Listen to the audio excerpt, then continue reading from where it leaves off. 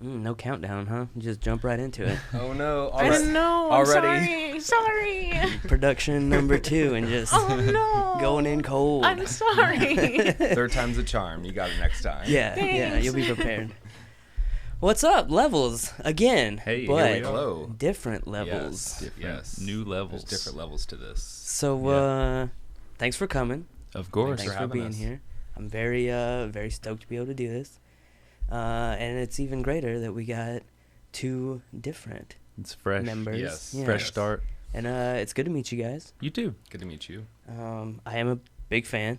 Awesome. Thank you. I did Shane Gray's show on 88.3 last week. Mm-hmm.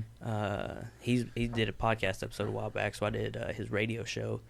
And one of the tracks I picked was Mayflower. We played it on the air. Yeah, I think I saw y'all Interesting. post something about that, and we shared it in our little group text. We're like, "Oh, this is sick." Yeah. Yeah. He was like, give me some, some music that is important to you that you've been listening to. And then he's like, if you got some local bands, let's throw them in there too. I was like, yeah, gotta get Cool. these guys. For Awesome.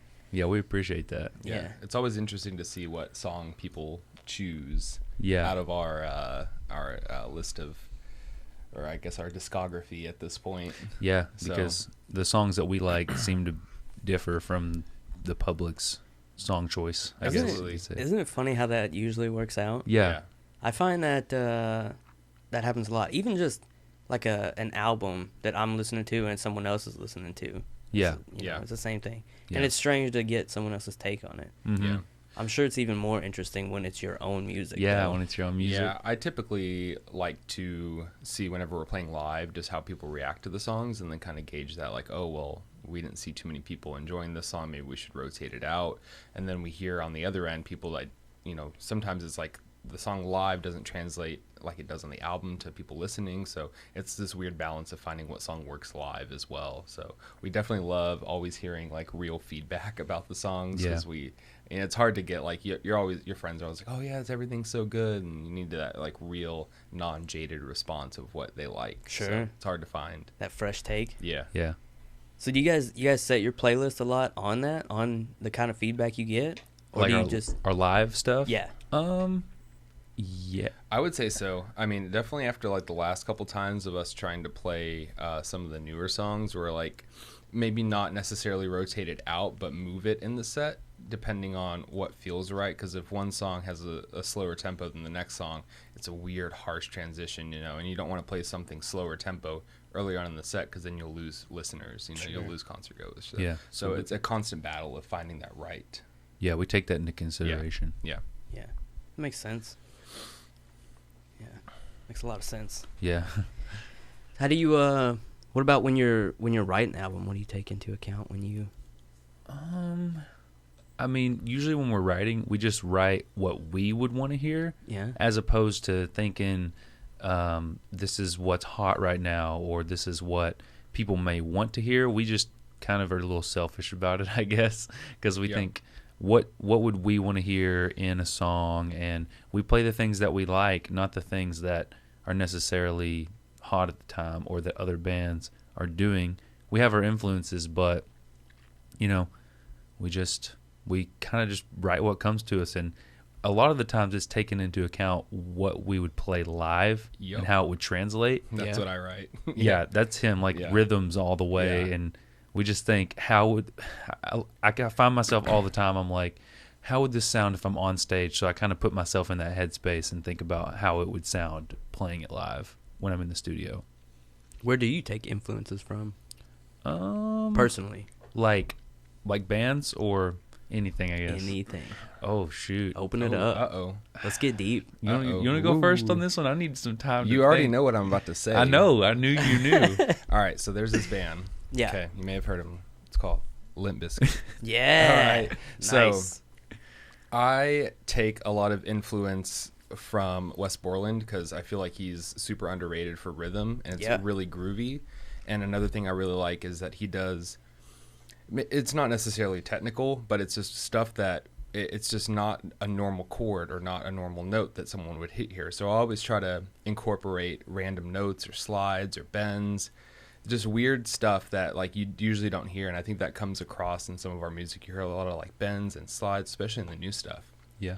And like a live performance as well is, I mean, the crowds aren't the same. I mean, maybe they are for bigger bands, not for us, but you know, back in the day everyone was going to shows all the time. But like I made them watch the Woodstock 99 Limp Bizkit video, and it's just like the craziest stuff, and like that is the performance that I'm like, this is why I want to be a band, you know. This is like the craziest thing ever. Like people are just going hard. Like the music isn't great, but people are just moving to it, and that's like my biggest influence, I would say, since God, I don't even know how long, middle school, you know, whenever it's like Significant Other dropped, like way back then. So And that's all I hear him talking about. Every time we reference something, he's like, it's what not would it's Limp not a Bizkit joke. do? Yeah, exactly. Like what would they do here, you know? Like, or like how can we, like after watching it, we saw some stuff that were like, maybe we should stretch out certain parts of the song or certain lead-ins, you know, and kind of just maybe freestyle like a bass line over it or something cool to like make it differentiate from the album.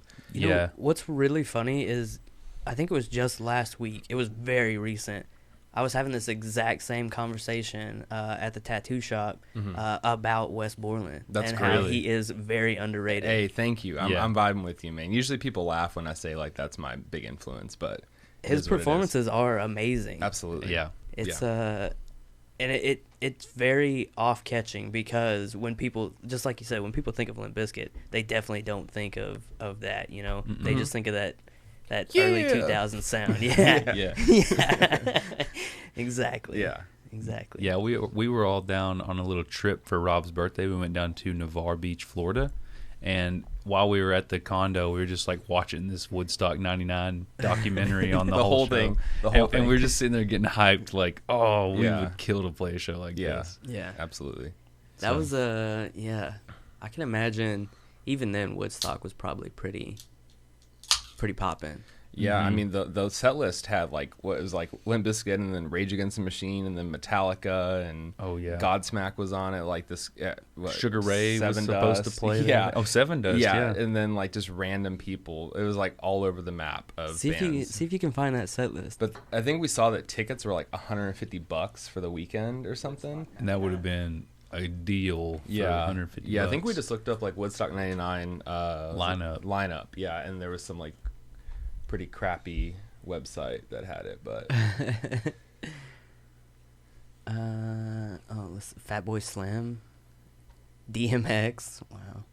Yeah, some yeah, people and you then, would never imagine. What P Diddy was like watching Limp Bizkit's set while they were playing. It was like Kid Rock and P Diddy next to each other. Standing backstage. Yeah, Sheryl Crow. yeah, Jewel. Wow. That's some funny. Yeah. Some of these are not what you would think. exactly. No. Which I guess really that's what Woodstock is, right? You just Yeah. throw everything into a big bowl and see what happens. Yeah. But it's cool. I mean, everyone seemed, from the videos, that everyone was just enjoying all the music, where I feel like it's not as supportive as the ones that people, I guess, aren't open to all types of music anymore. So I don't think it does as well. I think like two bands kind of in the same genre do well, but like this type of lineup, I don't know if it would do that well. I feel like you'd get people just moving around to other stages or whatever. Yeah. You don't get like one stage. Everyone's going to be there for every band. Yeah. I noticed a lot that there's most festivals are kind of dying out, except for most of like the electronic or super folky. In the U.S. You know what I for mean? sure. Very, very genre specific Yeah. stuff, which I find a little strange. Yeah, I think from what we've seen, the U.S. is definitely currently on a big electronic kick. Still folk, like you said.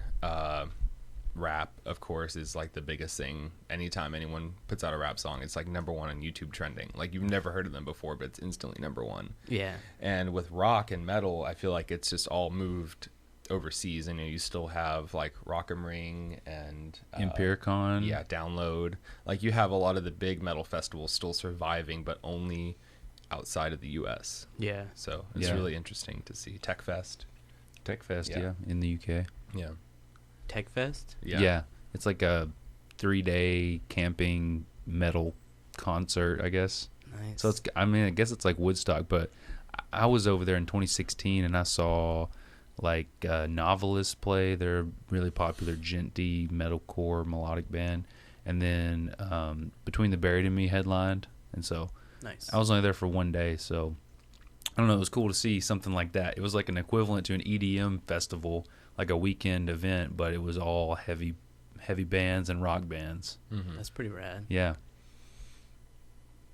It's hard to picture like a bunch of metalheads out camping too, though. I Yeah. know, right? In my brain. Yeah. Yeah. It's a hard sell. Yeah, because I feel like that is a niche category of people who just like die hard go camping. So are they out there just eating like canned meats and stuff, not cooking on the fires? I don't know. Yeah. I don't know. That's kind of strange.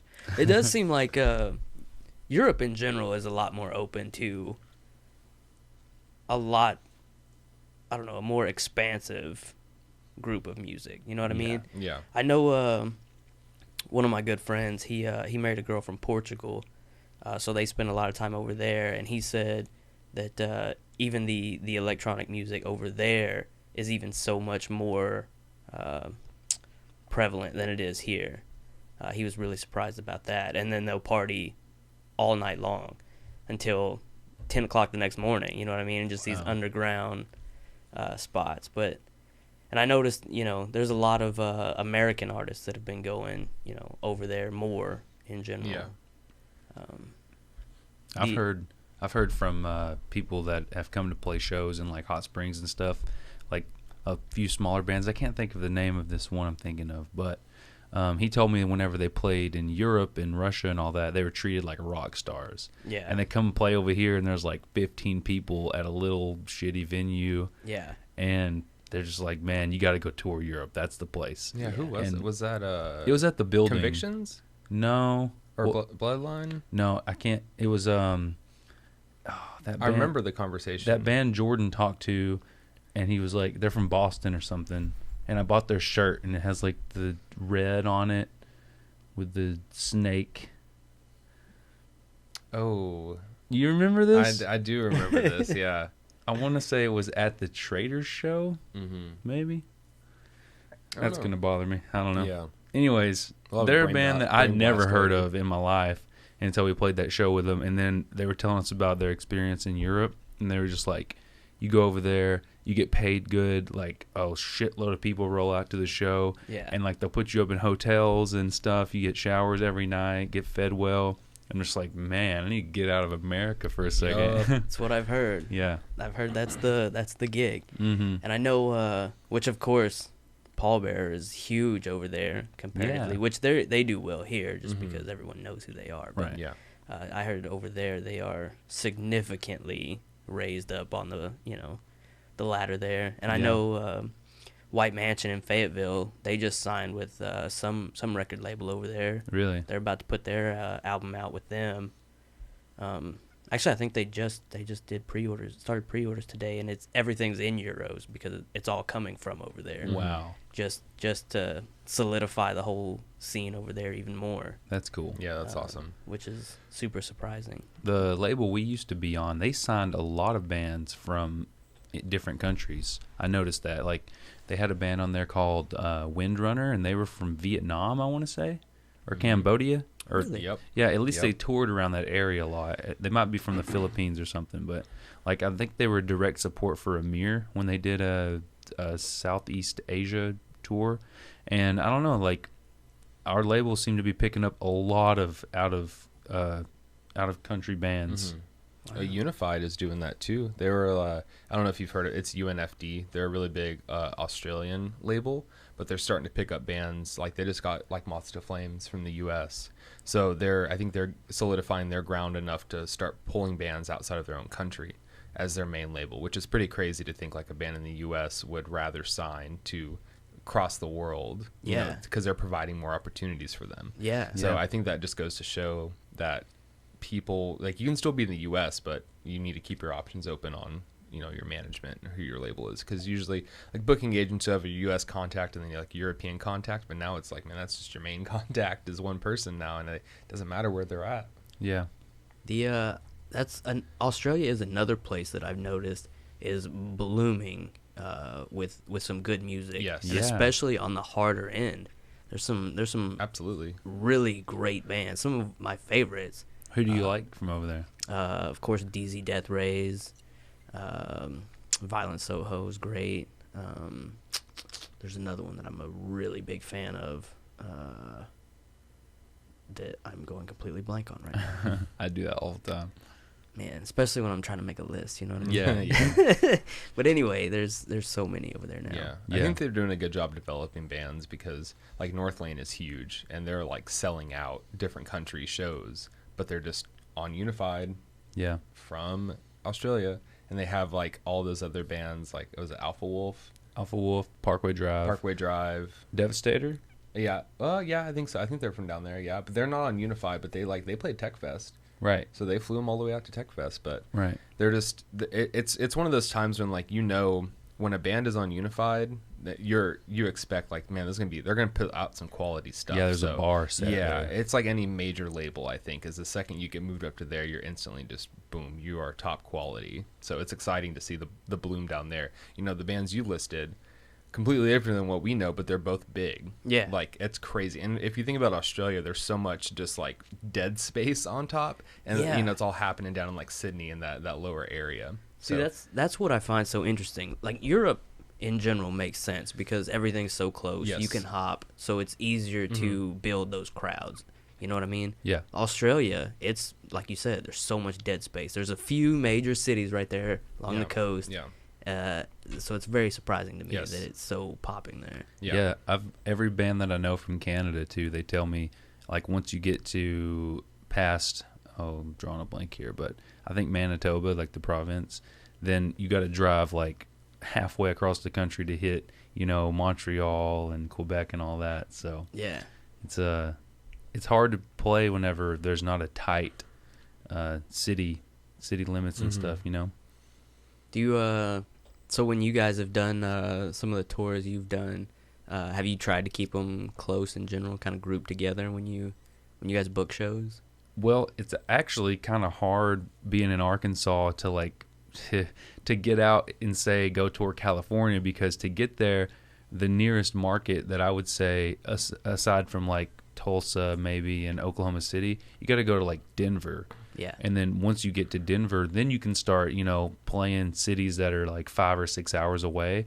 But from Tulsa to Denver, if you did that, it was like 9-hour drive. Yeah. And so Even if you stayed in Texas for your whole tour, you still have 4 or 5 hour drives to the cities that you want to play at. Yeah, Texas is Just a big in one stretch. state. Yeah. and we try to keep it to about 6 hours max as a drive. But if we really want to go tap into some new markets we've never played, like we have to just bite the bullet and make a long haul, Yeah. Mm-hmm. Yeah. So, like on our first tour, we went all the way to Los Angeles. And so where do we started in Texas, right? Yeah, and then went through the southern part. So we did Texas, and then we did, I think, New Mexico. Like, we just followed the southern states. there. Yeah, but we were in Texas for like 4 days, Forever. Yeah. And so it felt Too like we were long. just circling around in Texas. Yeah. Finally broke out of that, and our AC broke. I'm just going to mention that. That was terrible Oh, man. in the summertime. In New Mexico. Yeah. And so once you get out there, though, then you're driving on these huge stretches just to get to the next town. And, yeah, it doesn't help being from, like, the Midwest and Arkansas, because there's just nothing really, no big markets surrounding Yep. us. Yeah. Yeah. Yeah. There's not much going on really Yeah. out. Arkansas is kind of a little island on Yeah. itself, you Yeah. know. Yeah. You got a few hot spots, but other than that, it's a We're haul. forgotten about quite a Yeah. bit. We're usually like, if we do get a band coming through, it's like a routing date to either Dallas or Memphis. Right. It's It'll- not like, man, we can't wait to go to Little Rock. Like, no one says that, you Right. know? And it won't be the full tour package usually. It's Nope. like if there's a huge tour with, say, I don't know, like August Burns Red, Devil Wears Prada, whoever, like a big stack tour, one of those bands will stop by Arkansas, maybe if we're Yeah. lucky. Yeah. But we do have, we have a really big fan base once people are here. Like, they show out and we'll sell out, whatever venue it's at. Yeah, but a sellout in Arkansas is like 500 as compared to Yeah. 1,500 in Dallas on That's a true. Saturday. That's true. Right. So, That's the market in general. Yeah. Yeah. Really, that's as much as I enjoy it here, that's kind of Arkansas in general in the grand scheme of things. Everything's just a touch smaller, slower. I think bands coming through, if it's a Saturday and they need a date, they would rather route to like maybe Memphis. It's a little bit bigger. Or just go spend the day in Memphis Or go, instead of yeah. trying to play a show to 50 people. Or Yeah. if they had to choose between Little Rock or Dallas or Little Rock and maybe Tulsa even, like they'd probably pick those as opposed to Arkansas. Yeah. Well, for not sure. not only can they draw a bigger crowd there, but there's more to do. Yeah. There's a lot more options to kill time, food wise. Yeah. It's, Yup. it makes sense, but Mhm. it's a bit of a bummer. Yeah. And the problem with it is Dallas, Memphis, Tulsa, we're just in a stretch far enough for those that they're like, what's the difference in 3 more hours, you know? Yeah. Very true. Especially when you're making 8-hour drives.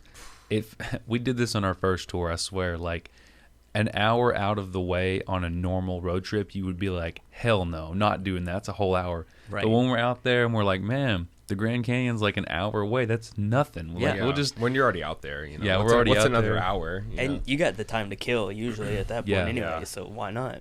I found that really funny on that first tour, just how much we just disregarded time for the most Well, part. it was more of a vacation for the first tour. That's the way we were treating it. Sure. So Yeah, I could see that. You're getting away, Yeah. and you get to. It's like a work vacation. Yeah. It's Oh, yeah. fun, Yep. You can Every tour enjoy is a it. working vacation. Yeah, that's one of those sweet deals with Yeah. it. Little bonus, If only time off was unlimited. Oh, yeah. Yeah. right? Yeah. So, what do you guys do other than music? What's your real gigs? I do cybersecurity for a big bank here in Little Rock. Nice. And that's kind of been a new field for me. I've always done computers, but I've moved from like normal repair to I got my degree for networking and telecommunications, and then I got this gig, and I've just been like exploding on all types of things, like not just cybersecurity analysis, but like coding stuff to make tools in order to make it easier for like the low level people like me to work the tickets and stuff like that, and taking on jobs. And that is something that I think, well, the future is going like remote, like work from home. So I think if I stick with that, that's kind of lead me to be able to work from home. And that's what I'm going to want to do. So that way we can go on tour and I can just work from the van or whatever. Yeah. So I'm kind of, that's been my thing, that the first time that I've actually got a job and I'm like, man, this is sick. Like I can see like a future with this. Yeah. So that's the one thing that's been exciting. Other than that, I buy and sell like electronics and flip them, fix them, computers, video games, whatever, Nice. that kind of stuff. It keeps me busy. That's that's the way to go. Like a hobby gig, Absolutely. especially as a side gig. Oh yeah. Yeah. Yeah. You got to nowadays. It's hard. It's like just your paycheck doesn't really pay the bills anymore. I know, right? So you got to find a side hustle. Yeah. What about you? I have been in college for the past 7 years now. Yeah. So I got my film degree in at UCA, so bachelor's of film, I guess is what it is. And now I'm going to grad school there. So I'm on my last year. I have to shoot a thesis film, and I've just kind of been like working on that side of my life for the past 7 years. And along the way, I do a lot of wedding videography as of lately. And so me and my fiance, we she does photography, I do wedding videos, so we have like Nice. this cool thing going. The 1-2 punch. Yeah, man. So One-stop package shop. deals, one-stop shop. Been doing that. Been shooting music videos and like promotional videos with people. So I work a lot with Hayden Valentine. We like kind of throw each other gigs if we aren't able to be there. So I do a lot of side hustle jobs too, here and there where I can.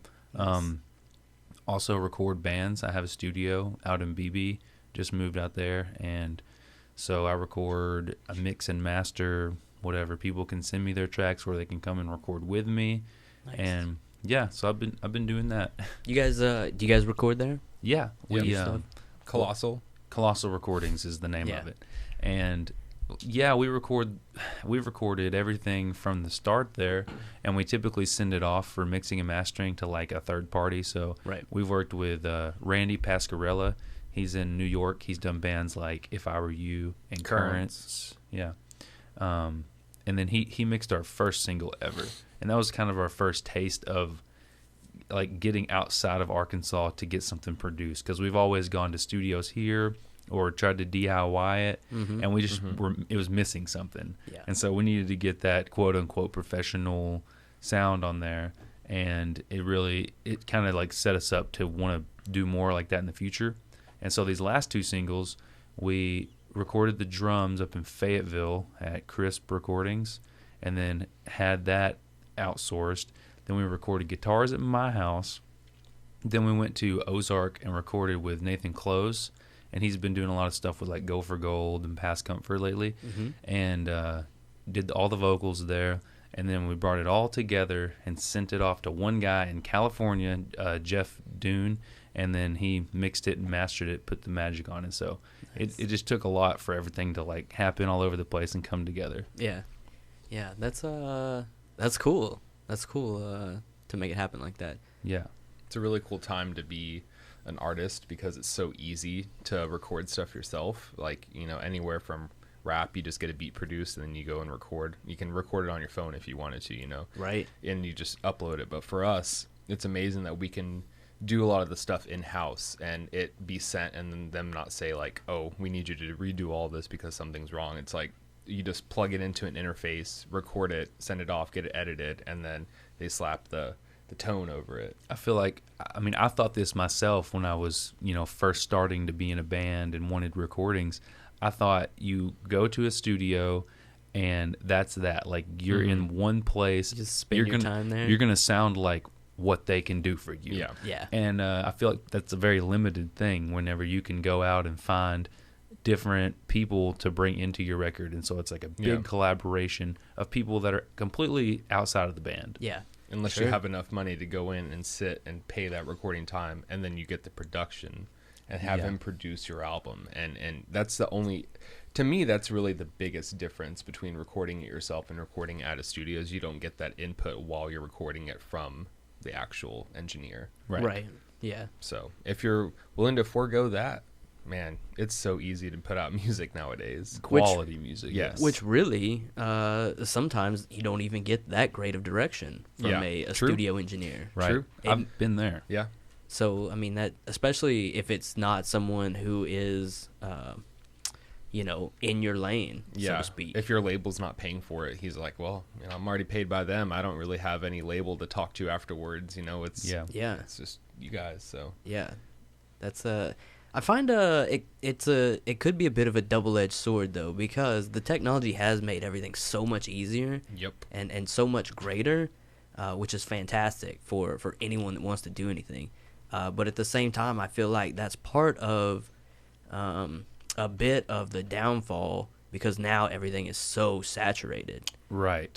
There's just it's hard as a music fan. It's hard to even keep up with the artists that I do like, let alone trying to discover new artists. Everybody, it makes you less valuable, because if you were in a band that could afford like these really high quality productions, it kind of set you apart from the rest. Right. But now everybody that was back here is finally like catching up to that good quality production. So there's a smaller gap that sets you apart from, you know, right, the newer bands. And it's already a saturated market for the type of music we play anyway. So like he was saying, when it would take really good quality recordings to stand out from other bands, and now it's social media is like the only way to really stand out, you know, other than a live show. But how many people leave their house nowadays? Not that many. Right. People find Not every that many. excuse. I don't know, my elbow's bruised, I don't know if I want to go to this show tonight, you know, I'll just stay in and watch Netflix. Yeah. You know, any excuse they can use. If I could just tell people one thing, it would be just like, get out of your house and go to a show. Yeah. That's all that we would want. I find some of my favorite bands by just going to the show and watching the openers, you know. Yeah. That's one of the coolest parts is, and I try not to ever like listen beforehand, just go and get that full experience, because if you're good live, that's all I care about. Yeah. I can't tell you how many times that I've heard a band live and it blew me away so much, like I wanted to listen to their music as opposed to just hearing their recording. Yeah, same. And I've gone the opposite way, even in the fact that there was a band that I didn't care that much for, but their performance was so magnificent, as well as a band that I do really enjoy, and their performance was so boring and you're, like, lackluster. turned and I'm off just of it. over it. Yeah. We actually there's a Oh God. I'm gonna call them a chick band, but they're just Yes. some rocker chicks that we were into. We went and I watched was them down so in Dallas. excited. I like begged you to go to this show. Yeah, she's a huge fan of them, so we went and watched them, and it was one of the most boring shows I've ever seen. Oh man, It was very disappointing, and that sucks, you know. Yeah, That sucks. it does. And that's why live music and your performance is so important. Back to the Wes Borland thing, you know. Yeah. His shows are the performance from him So good. is Yeah. just so good. Yeah. So Always a different, he always has a different outfit on, different moniker for the time. Yeah. We were talking about that yesterday, is how, people have, it's actually because we were listening to Guns N' Roses, and we were talking about how Slash, like, nowadays that look is stupid, like the stupid hat and stupid sunglasses and Right. stupid cigarette, but he owned it. He owned it, and it's such a marketable thing. And Wes Borland, he always had something. It wasn't always the same, but you knew that he was going to have a cool outfit or a cool face paint or something like that. Yeah, Something to set him showmanship. apart. Exactly. Yeah. Exactly. So we thought that was cool. But Which is, and to tie back to what we were talking to again, a way to set yourself apart now Yeah. in such an oversaturated market. yeah. Yeah. Especially to any crowd you can draw when people actually do come out of their house. Yeah. Yeah. Yep. Which I think is another thing that the technology is a double-edged sword too, because I think that's part of the reason people aren't getting out so much, because you got so much to do at home that you available to you, right at your Yeah. fingertips. Mm-hmm. So it's everything gets so much easier, but at the same time, other things just fall off, or Yeah. it's kind of a bummer. Yeah, it is. Yeah. But it's the way it goes, I guess. It does go that way. It do be like that sometimes. It do be. It do be. So, what are some of the places that you guys have really, really enjoyed, that you guys feel like really get into the performance, that really, really come out? You know what I mean? Yeah. Well, I would say the sound quality of venues has a lot to do with that. Mm-hmm. Bass drops. Yeah, if we can feel the bass drops. Yep. There you go. They got to hit. They got to shake your core. One of my favorite venues we played at, and it was just an overall pretty good experience, was Twist of Lime in Louisiana. Yeah. It was in Metairie, Metairie. right?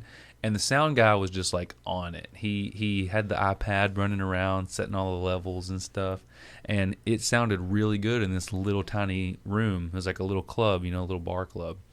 And it just really helped us put on a good show, I feel like, because we had good monitors and good front of house. We You could had feel monitors it. in general. You could feel it hitting.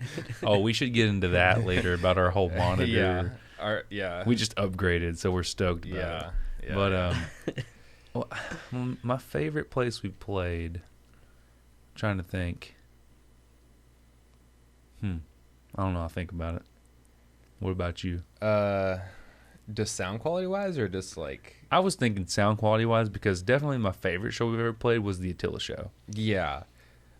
Any show that Brian's ever run sound at is my favorite show. Yeah, because that's true. that dude kills it at. Brian Walker. Yeah, he's the man. I would say that anytime we play a stage that's not shaped like a triangle, I'm Sure. excited. anytime I can play on the stage, I'm really excited. Well, I guess personally, anytime we have a stage that has room, because I like to jump and spin and run around and do stupid stuff, and I need room to give that live performance that I want to give. You guys personally. have a five band Right. set, right? Yes. So yeah, things get cramped It could at get- most stages. It could get tight. And I'm the only one on my side of the stage too. So like I already have I have double the room than Rob and Jacob do on their side. And I Yeah. still, like, if there's just one cable on the ground, I'm like, I kick it away right before I play, because I'm going to pull it out. I'm going to trip. I'm going to do something. A lot of times I've never been on like a actual nice stage playing, but a lot of times when I like to go to shows, or when I go to shows, I like to watch the band setting up, because I think it's fascinating when guys do that. It cracks me up. Like it'll just be like one chord, and you'll watch them just kick at it. Yep. And Yeah. then a little bit more Yeah. until there's nothing there. And I'm Yep. like, okay, this is probably going to be a good show. Yeah, Yep. they're prepping. Yep. Yeah. That's exactly what happens for me. I figured it out. Okay. Tomcats West. Ooh, that's sick. They got the sickest That's sound sick, there. Yeah, you're right. Where's that at? It's in Fort Worth. Okay. Texas, yeah. And they have this sick setup. Like you load in, there's all these shelves over on the wall, and so you load all your gear into that, and it's very strategically planned. And then the sound system there is just off the chart. Like it hits so hard, you feel it in your brain, in your chest, everything. Mm-hmm. And then they do some snare bombs on the snare, so when the snare hits, it's like just explosive. Mm-hmm. I don't know. It really gets me into the feel of the music when it's as close to the record as it can be live. Yeah. So that's why people carry a front of house guy with them. Yeah. Yeah, that makes sense. Mm-hmm. Have you guys ever?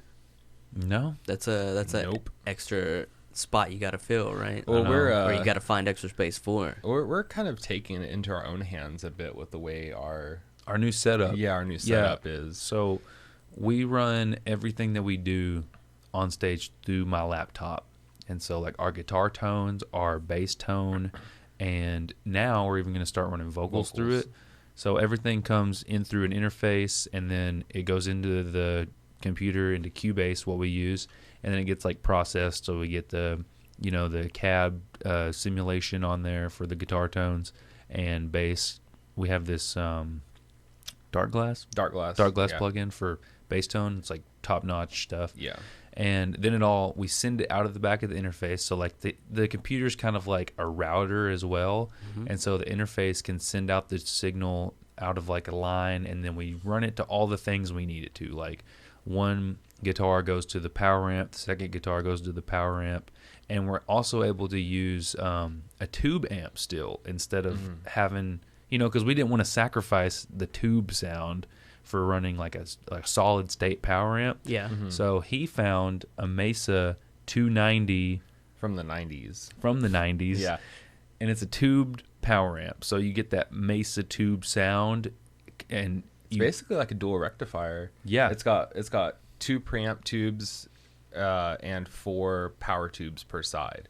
So it's 90 watts per channel. 90 watts per channel. So we can run 2 guitars on it. It's freaking sweet. It's sick. And it's got a presence adjustment on it, so you can warm those tubes up even more. And it's just like the perfect complement, because we switched from PV 6505 plus amp heads to just that, and it sounds incredible. Yeah, and we didn't want to get rid of that tube sound, so this was the perfect compromise. Yeah, interesting. I found it for a really good deal on eBay. Like we were talking about this. Our whole rack is like, we didn't pay retail for any of it. No. We were always like used on Amazon or wheeling eBay, and dealing. Facebook Marketplace. It's all budget. And then once we find that it doesn't fit our needs, we just upgrade to something. But still have not paid full price for anything. Yeah, and so the guitars run to that. We can run 2 guitars off 1 power amp, and then we just send it to cabs. And the benefit of that is that all of our guitars are synchronized to a click track, and we all play to that click track. And so the guitars, as we play, they just switch on a dime. Like they switch to a clean tone, they switch to a lead tone. You can mute it on a dime. Everything's just clean cut. Wow. It was game changing. Future. That's very streamlined. Yeah. No tap dancing with pedals when you have to switch to a lead tone, which we don't do too often. But we're able to take advantage of endless tones, as long as, because if you have Pod Farm, or if you have another type of what do you call that, VST, any kind of plugin, you can use it. So if let's say we have this one little part in this one song that we need this tone on, it's like, I don't want to have a pedal in my chain just for like 2 seconds, so we can just throw on lo-fi or something. You can and you're always on the cutting edge, because you don't have to go buy a new amp head every time it comes out. If somebody comes out with a new amp simulator of that, you just update your computer and you got the new thing, the newest, latest, and greatest. Wow. It's exciting. And we're about to start doing that with vocals. Like he was saying, we can add reverb. We can add... getting back to mixing our own sound. We have more control over that, because I can send my vocals into the interface, and then I can hear them in my in-ear monitors, and the front of house guy can still either mix it, or I can do some pre-mixing, and he'll already have like a good foundation to go off of, instead of having to completely rely on him to do the whole job. Wow. Yeah. And we could also patch change the vocals. So if you wanted to do one part where it echoes out for a while, you can just turn that on while it's going, instead of the sound guy not knowing our set, not knowing a great time to throw reverb on the vocals or throw whatever on it. We have that done. That's what I was. They just plug in. And I'm sure on a tour it's so inconsistent with sound guys anyway. Oh my God. So It this is. just Sometimes you don't even get a sound guy. yeah. They say we have a mixer, a PA, and a mic. Yeah. We don't have XLR cables. Mm-hmm. You can plug in whatever you want. And I'm like, okay. Yeah. So it helps with the consistency of our live sound or on our live show. Yeah. Yeah, that's huge, especially when you're, just you guys and it simplifies everything. That's wow, that is fantastic. Where did you guys just come across this and you're just like, hey, this is great, or did you find someone else doing something similar? There's no like, well, I guess now there is the Gear Gods guide. But I can't. How did we first?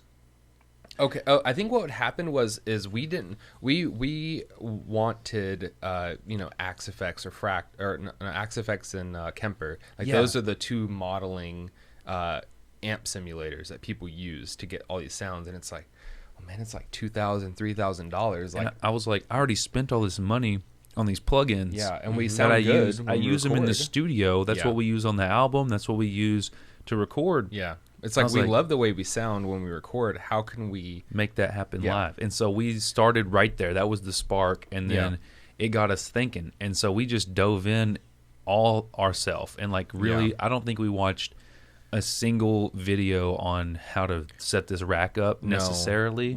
I searched forum posts, but there wasn't a forum post that was like, this is exactly how you configure everything. We had to email Joey Sturgis the JST, the Joey Sturgis Tones, and say like, how can we do this? Is this possible? And like, yeah, this is how they gave us some feedback on how to use the tone live. They said just, send it out of an interface into a power amp into your cab. And that was like confirmation for me, because I had a theory that's all you had to do. I'd never done it. Like I'd never actually gave it a shot. And so I emailed them and they were like, yeah, that could be done. I was like, all right, well, let's freaking get this going. Yeah, like why don't more people do this? And all the time we get compliments on our tone. Yeah, and we always have since the tube amp days. Yeah. Even since we've gone away with the tube amps and switched to this, like still getting the same compliments. Because all we have is just one cab and no amp heads or anything, so people are always curious what we're running. Everything's in one rack. Yeah, but the whole like search for each part of the rack was like, how do we do this? Because every band's configuration is different. A lot of people will just do, I have a power amp, or actually nowadays everyone's just like, I just have a Kemper or Axe Effects and I just run it direct out to house. Yeah, not even a cab or anything at all. Yeah, because once again we don't know where we're playing, so we don't know if they have the capability for DI. So that's why we just want to have it to where we are self-sufficient on what we have. We can go and kind of hop on and play. Right.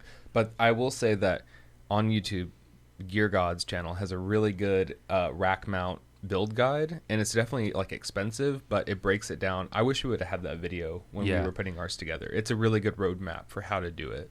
Yeah. I can't remember how long we've been running our rack now, but like I said, over a year. Everything we've acquired has been the most affordable, and like, I never buy new gear really. Like, I don't think anything you could convince me you need new is worth it, especially when it comes to music gear. Yeah. And I prefer the sound of our Mesa, and they don't make that anymore. Yeah. And ours is a Generation 1 from the 90s, so the only thing that comes close, I think, is the Synergy ones.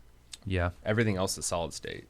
Yeah, so they're missing out on that tube power just to get the profile tones or whatnot. So right. We were very much trial and error, and there's a lot of cables, and I kind of feel like I'm back in the day when they're like, you call the operator and he's like pulling cords and plugging it back in. The front looks good, but then the back you're just like, you're like, how can I connect you? Yeah. And we were just talking, we added a new in-ear monitor system, and it's like every time you want to add something, you're better off just taking everything out and redoing it. Yeah, because there's so many cables. And that Gear Gods video we were watching, he has a Behringer X32 rack mount mixer, and he was saying this is what you need to like route for personal mixes, so that way everybody who's running the in-ears has their own personal mix. So like how we used to do it was everybody heard the same thing. We were all linked to one transmitter.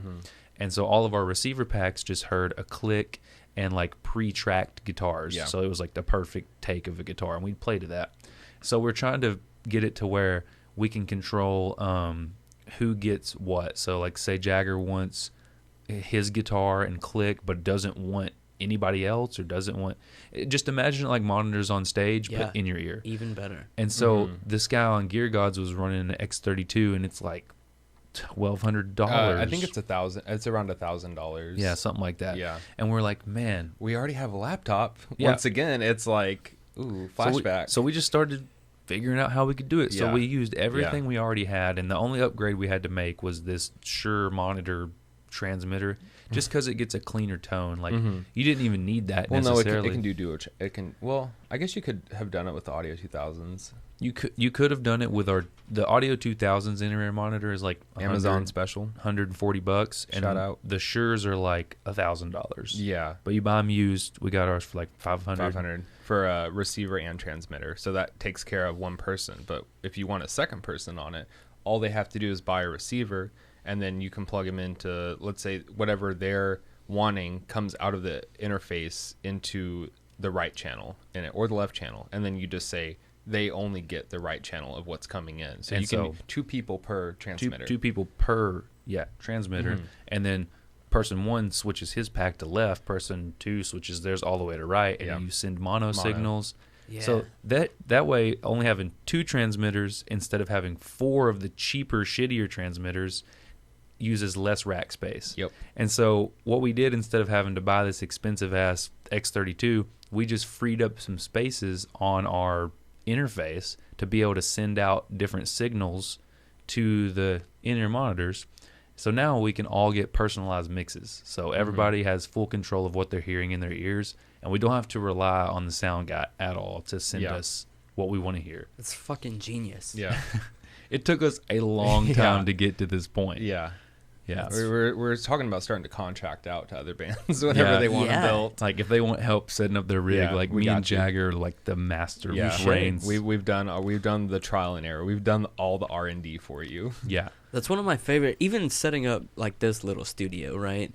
Yeah. It's just a puzzle. Yes. Everything's just a puzzle. Yeah, and no one's configuration is the same. Exactly. I mean, it could be the same, but it's probably not everyone's going to work for you. Yeah. So you got to find what works, what's affordable, how to make it work. We did a lot of like reverse engineering on stuff.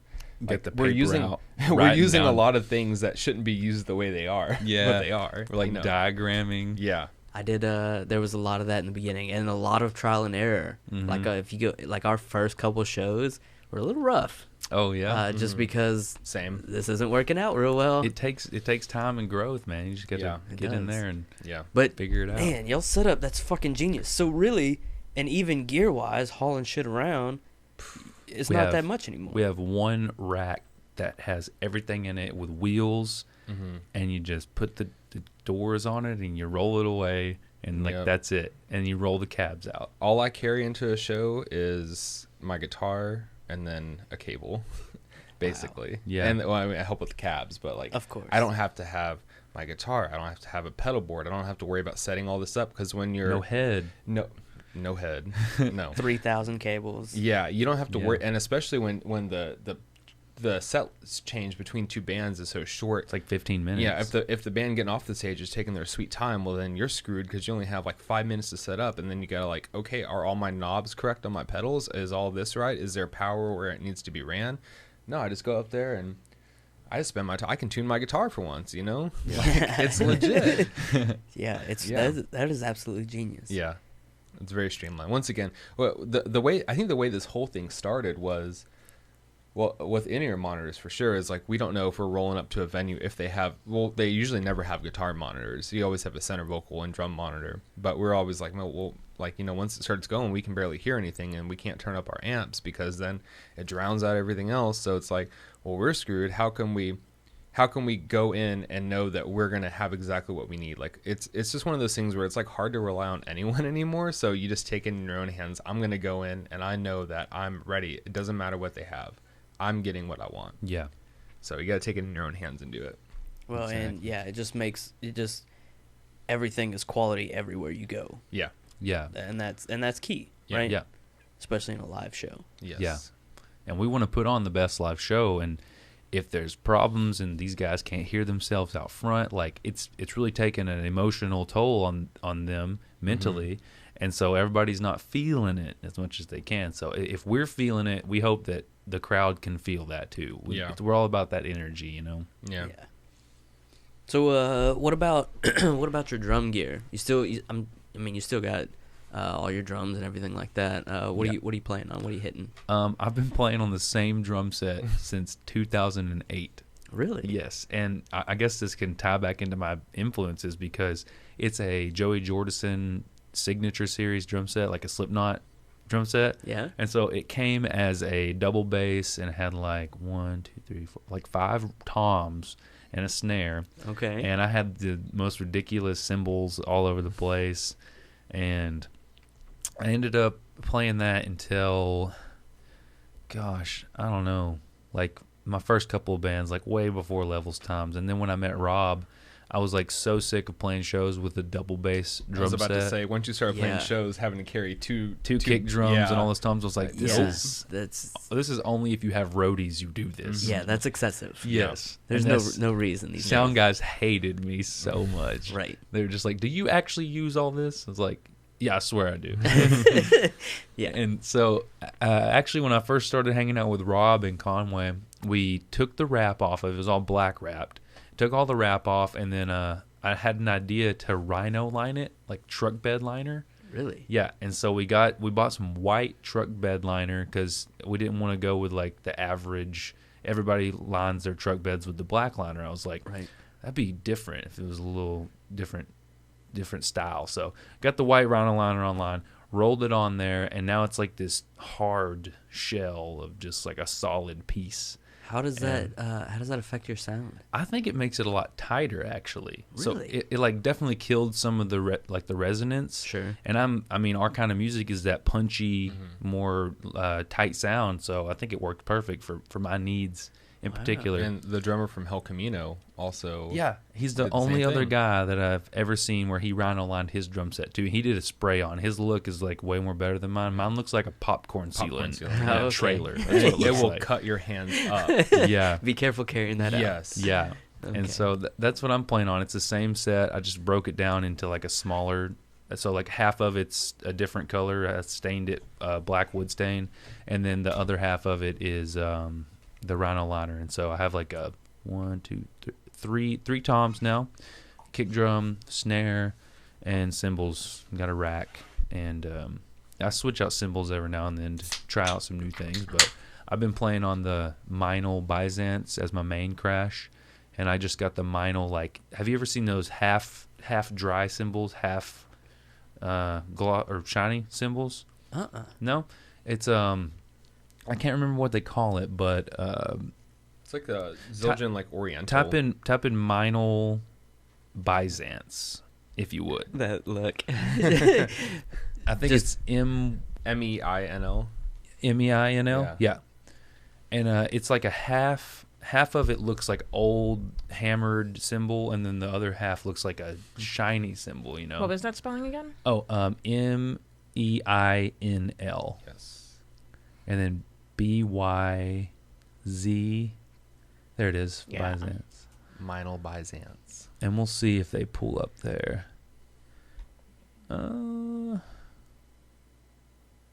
So you see how that one in the kind of middle section there, half of it's like dry is what they would call it, and then a dual crash. I really like that because it doesn't have a lot of resonance. It kind of like dies off quicker, but you still get not as much of that dryness as you would if the whole thing was like that. Interesting. And I mean, I've had a lot of different cymbals over the years, and I kind of figure out which ones break quicker than others. Sure. And my go-to China cymbal for like the fast full-time stuff is a Wuhan. Wuhan, they call it a lion, but these things break like every couple weeks, I swear. But they're super cheap. They're like, you can find a used one for $30 or something like that. Oh, wow. Yeah, and they sound so good, but that's like the only cymbal they make that sounds good. And so I play it, break it, buy a new one. I know it's going to go out. So Yeah, I've been rocking the same drums for a long time. We try to get longevity out of our stuff. We don't really swap out stuff a whole lot. Yeah. Well, when you figure it out, like, you got it, right? Why Yeah. you need to swap it out at that point? Like, this is my sound that I like. Yeah. I would love a new drum set. If anybody knows anybody trying to endorse somebody, I would love. Get somebody to build you something custom. Yeah. Yes, Yeah. man, that'd be That'd awesome. be nice, right? I think that's what we all want. We love some custom guitars, but Yeah. do we need them? No. No. It's I really, say that every time I buy a guitar. Do I need this? No, but it is now mine. That's the story of my life. Yeah, man. right. Anything. Any gear, Yeah. especially I don't even play with anyone now. So all my music gear is, should I buy this? No. Am I going to? Yes. Yeah. This will be fun. Yeah. I found it helps me to buy stuff that is very universal, like effects wise. So like I used to have the 6505 Plus at home, and then my 4x12 cab, and then I was like, well, I don't like setting up the recording software and going through that. I think it's a little too confusing for me personally. So I just bought one of the Line 6, the HX Stomps, the Helix Stomp ones that it's basically the same thing as a full-size Helix after the firmware update, and I can play any kind of tone I want, and I just run that to a 12-inch headrush speaker, like a PA speaker kind of thing. And then that saves me from having to, really forego my desire to buy a bunch of different effects pedals or buy a bunch of different heads. Yeah. I can it's not going to be perfect, but it's going to be really close. So I have a very compact setup at home now, and that's helped me save some money. So. Do you so let me try to think of the best way to get this out. I fall down rabbit holes with guitar pedals. Mm-hmm. And I buy guitar pedals that I will never ever use, like that I'll plug into and just dick around. Yeah. But that will never, anything that I will ever play, if I were ever to play with someone again, will never ever be usable. Yeah. But I just enjoy it, Yeah. like just a collection thing maybe. Sure. Uh, No, absolutely. do I have you- a big video game collection personally. Do you ever so- miss any of that? Not at all. No. No, because I mean, our music is so simple that the starter kit is basically like a tube screamer and like a noise reduction, like a decimator or something. That's really all you need, and you could have like a chorus pedal or reverb or whatever. But that's what I always ran, or a timer pedal for a delay. I had that, but really, like, I don't ever miss it. Like, even if I'm playing different types of music, I can usually tune it in the way I want, and especially with the Helix now, I can do whatever I want. Yeah. So I think it was like $600 for the Helix, and then I think of it, well, now I have infinite patches, and I can download them online for people that have taken a speaker at this point on a vintage 30 cab speaker, and I can now have that sound. Or I want this amp head, now I can just download it if they don't have it. So, but I'm also like always adopting early technology, so I like to do that. But yeah, I think, plus, like, I'm very, like, 1 month I'm really into this, the next month I'm really into something different. So, like, I'm really into video games right now and, like, arcades and stuff like that. But, like, previously I was like, man, I just want to collect all these guitars. I want to have a guitar for every type of song I want to play. And then now it's like, my collections shift around a lot. So what kind of video games are you getting down with now? What are you collecting? personally, I'm really big into collecting for like GameCube and N64, like Yeah. those two, and then just Nintendo in general. But those are my biggest things that I do. And I recently got almost a full size arcade now. So and that's one that you can like plug in. You can get games online and then plug them into that and play it with the control stick and stuff. So I play a lot of I actually like Golden Tee Golf a lot. That's really fun. Mortal Kombat, of course, Street Fighter, like fighting game Tekken. I play games like that. But yeah, I'm really big into like adventure games. That's why I've always gravitated towards like Nintendo, and then once they kind of fell out for me a little bit, then I moved over to PlayStation because it's just more of that adventure style game. Mm-hmm. So yeah, it's my personal preference. Yeah, I get big rabbit holes in collecting stuff, especially and like you, it shifts all the time. Yeah, and I got to be careful with it. Man, it's tough. One thing that I've like, what happened with the Helix, where I was like, man, I can just get everything in one. Now it's like, well, I can buy an N64 flash cart for $60 and just load all the games digitally onto that, and then I can just get back a ton of space in my room for if Yeah. I just sold all these games. And it's essentially the same thing. You just don't have that physical cartridge. Yeah. Different color, different logo, but Yeah. it's the same game. Yeah. And it's really tough as a collector with the new technology that comes out. It's like, man, I could really just downsize and have almost the same thing, unless Yeah. you're talking like records or something, because that sound of a record is going to be different. You can't capture that. Yeah. Yeah. So Yeah. depends what you're collecting.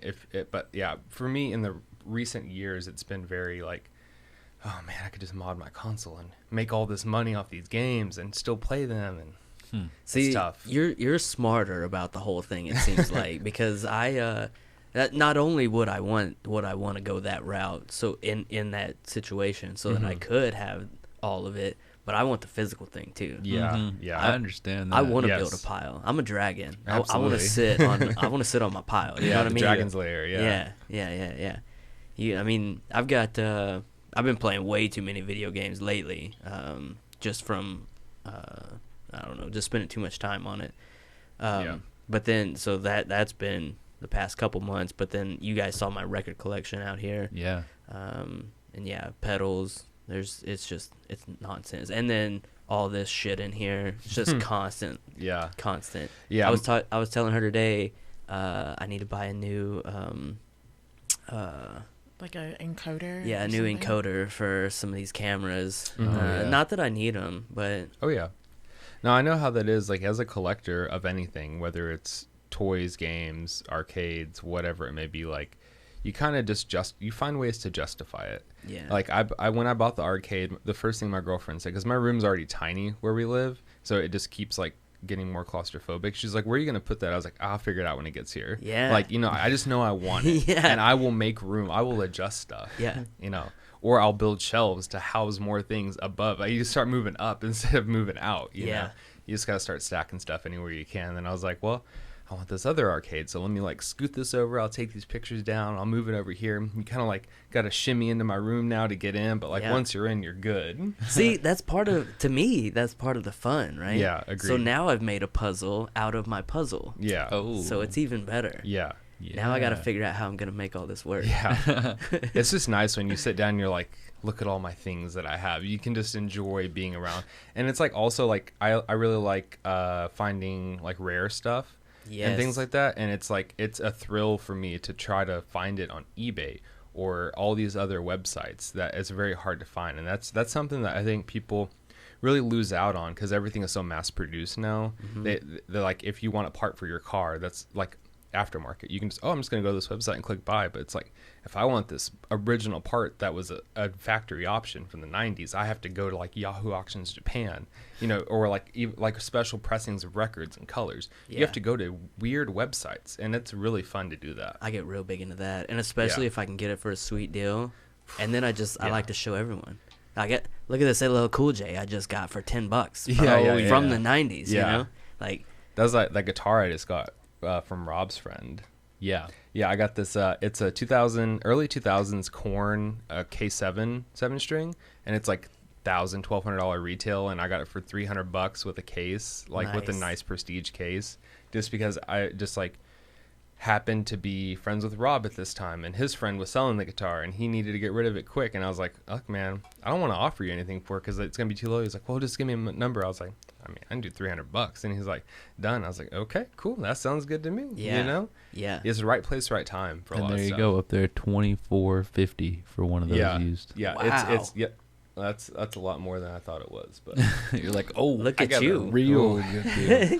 See, that's the hard flex right there. Yeah, man. That's Yeah. you're sitting on a big pile right there. Yeah. Just dragging it up. Yep, Yes. exactly. Exactly. And I love that guitar too. I'm not really a big Floyd Rose person or like floating tremolo type of thing because it's just a pain in the ass to try to put strings on and set up and stuff. And I'll go to Brandon Toney at Renown Guitars. Yes. He does all my setups and stuff. Nice. So it's something that I'm willing to pay the money for him to do it once, and I just put strings on it after that. Yeah, you he know? did my SG. I inherited an SG from nice. my mom's cousin. He passed away, Uh-huh. and somehow I ended up with it, and he set that up for me. That's He's awesome. the best. He Yeah, is so he's man. great. He's so nice, man. I He's love great. that guy. Yeah. Mhm. I was stoked when he opened Renown. Yes. Yeah. Same. Yeah. He was doing it out of his house in Conway, I think, or something. Or he had like he would come pick it up from us whenever I'd have a guitar and come drop it off and stuff. And it's nice to see him start getting more customers. Like the last couple of times I've been in there, I see more and more guitar cases like waiting to be worked on. Yeah. And it's like that's really exciting to see someone that like you're friends with that's good at what they do actually excelling. Yeah. When you have other shops and guitar centers and main corporations like that. Yeah, yeah, and I think a lot of people are realizing that, the places that are bigger, like the bigger boxes, they just don't care as much. No, I would rather order something from Sweetwater than go to Guitar Center. Oh, for sure. Yeah. Sweetwater's great anyway. Yeah. Like, as soon as I order something, I get a call. And they're Yeah. like, hey, what's up? You need something else? Yeah, exactly. What's the deal? And, hey, just checking in. Hope you have a new year. This is Joel Helton from Sweetwater. Yeah, exactly. Your Yeah. Sweetwater representative. We Yeah. got our guy there, Yeah. and like every time he'll give me a call every now and then. He's like, "Hey, I just wanted to check in. I bought this $8 rack mount plate. Okay, like the most insignificant part you could ever buy. Like it functions correctly. You can't mess it up. Right. And he called me. He's like, "Hey, I just wanted to see how that part's doing. That you guys wanted to make sure everything's Yeah. going great." I'm like, yeah. "Yes, Joel, it fit right in there." Yeah, exactly. Yeah. It's so great. I like Sweetwater a lot, Yeah. just for that reason. Yeah. Same. It's that personal touch, man. Absolutely. Yeah. It And the makes a candy. difference. The candy helps. That does help. Yeah. Yeah. Actually, sometimes I'm like, oh, I wish they wouldn't send me this. I know. Right. I know. You're right. I don't need this whole bag of candy. Can I opt in for some broccoli, maybe? Yeah. Can you guys send little bits of beef jerky in here Yeah. instead? Yeah. Yeah. Hey, that would be sweet. Yeah. Right? Yeah. Yeah. That's where I got my last guitar from, was Sweetwater, and it was such an easy experience having them do the setup for me before it even got here, and they do that 55-point inspection on the guitar, and they have the pictures of like your actual guitar that you're getting, which I think is really cool. Yeah. That makes Yeah. a difference as Yeah. well, other than just here's a Stock picture photo. of a Exactly, and you get it in, and the burl or the burst on the top of the wood is different than what you saw online, Right, And you were right. like really expecting, I want it to be uniform, and Right. you got that. What guitar are you playing now in your live stuff? I play. I think Ibanez has like some of the worst model names. Mm-hmm. So it's an Ibanez RGD 71 ALMS 7-string guitar, fan fret, multi-scale, 27-inch on top, 25.5 on the bottom, I believe. Fishman Fluence modern pickups. And I actually wasn't a real big Ibanez person until Rob got his. And I think the Ibanez guitars I was exposed to growing up were all like Geos and really like cheap ones. And I was like, man, these are not great. And Right. the neck profile is very different. It's very flat with their wizard necks.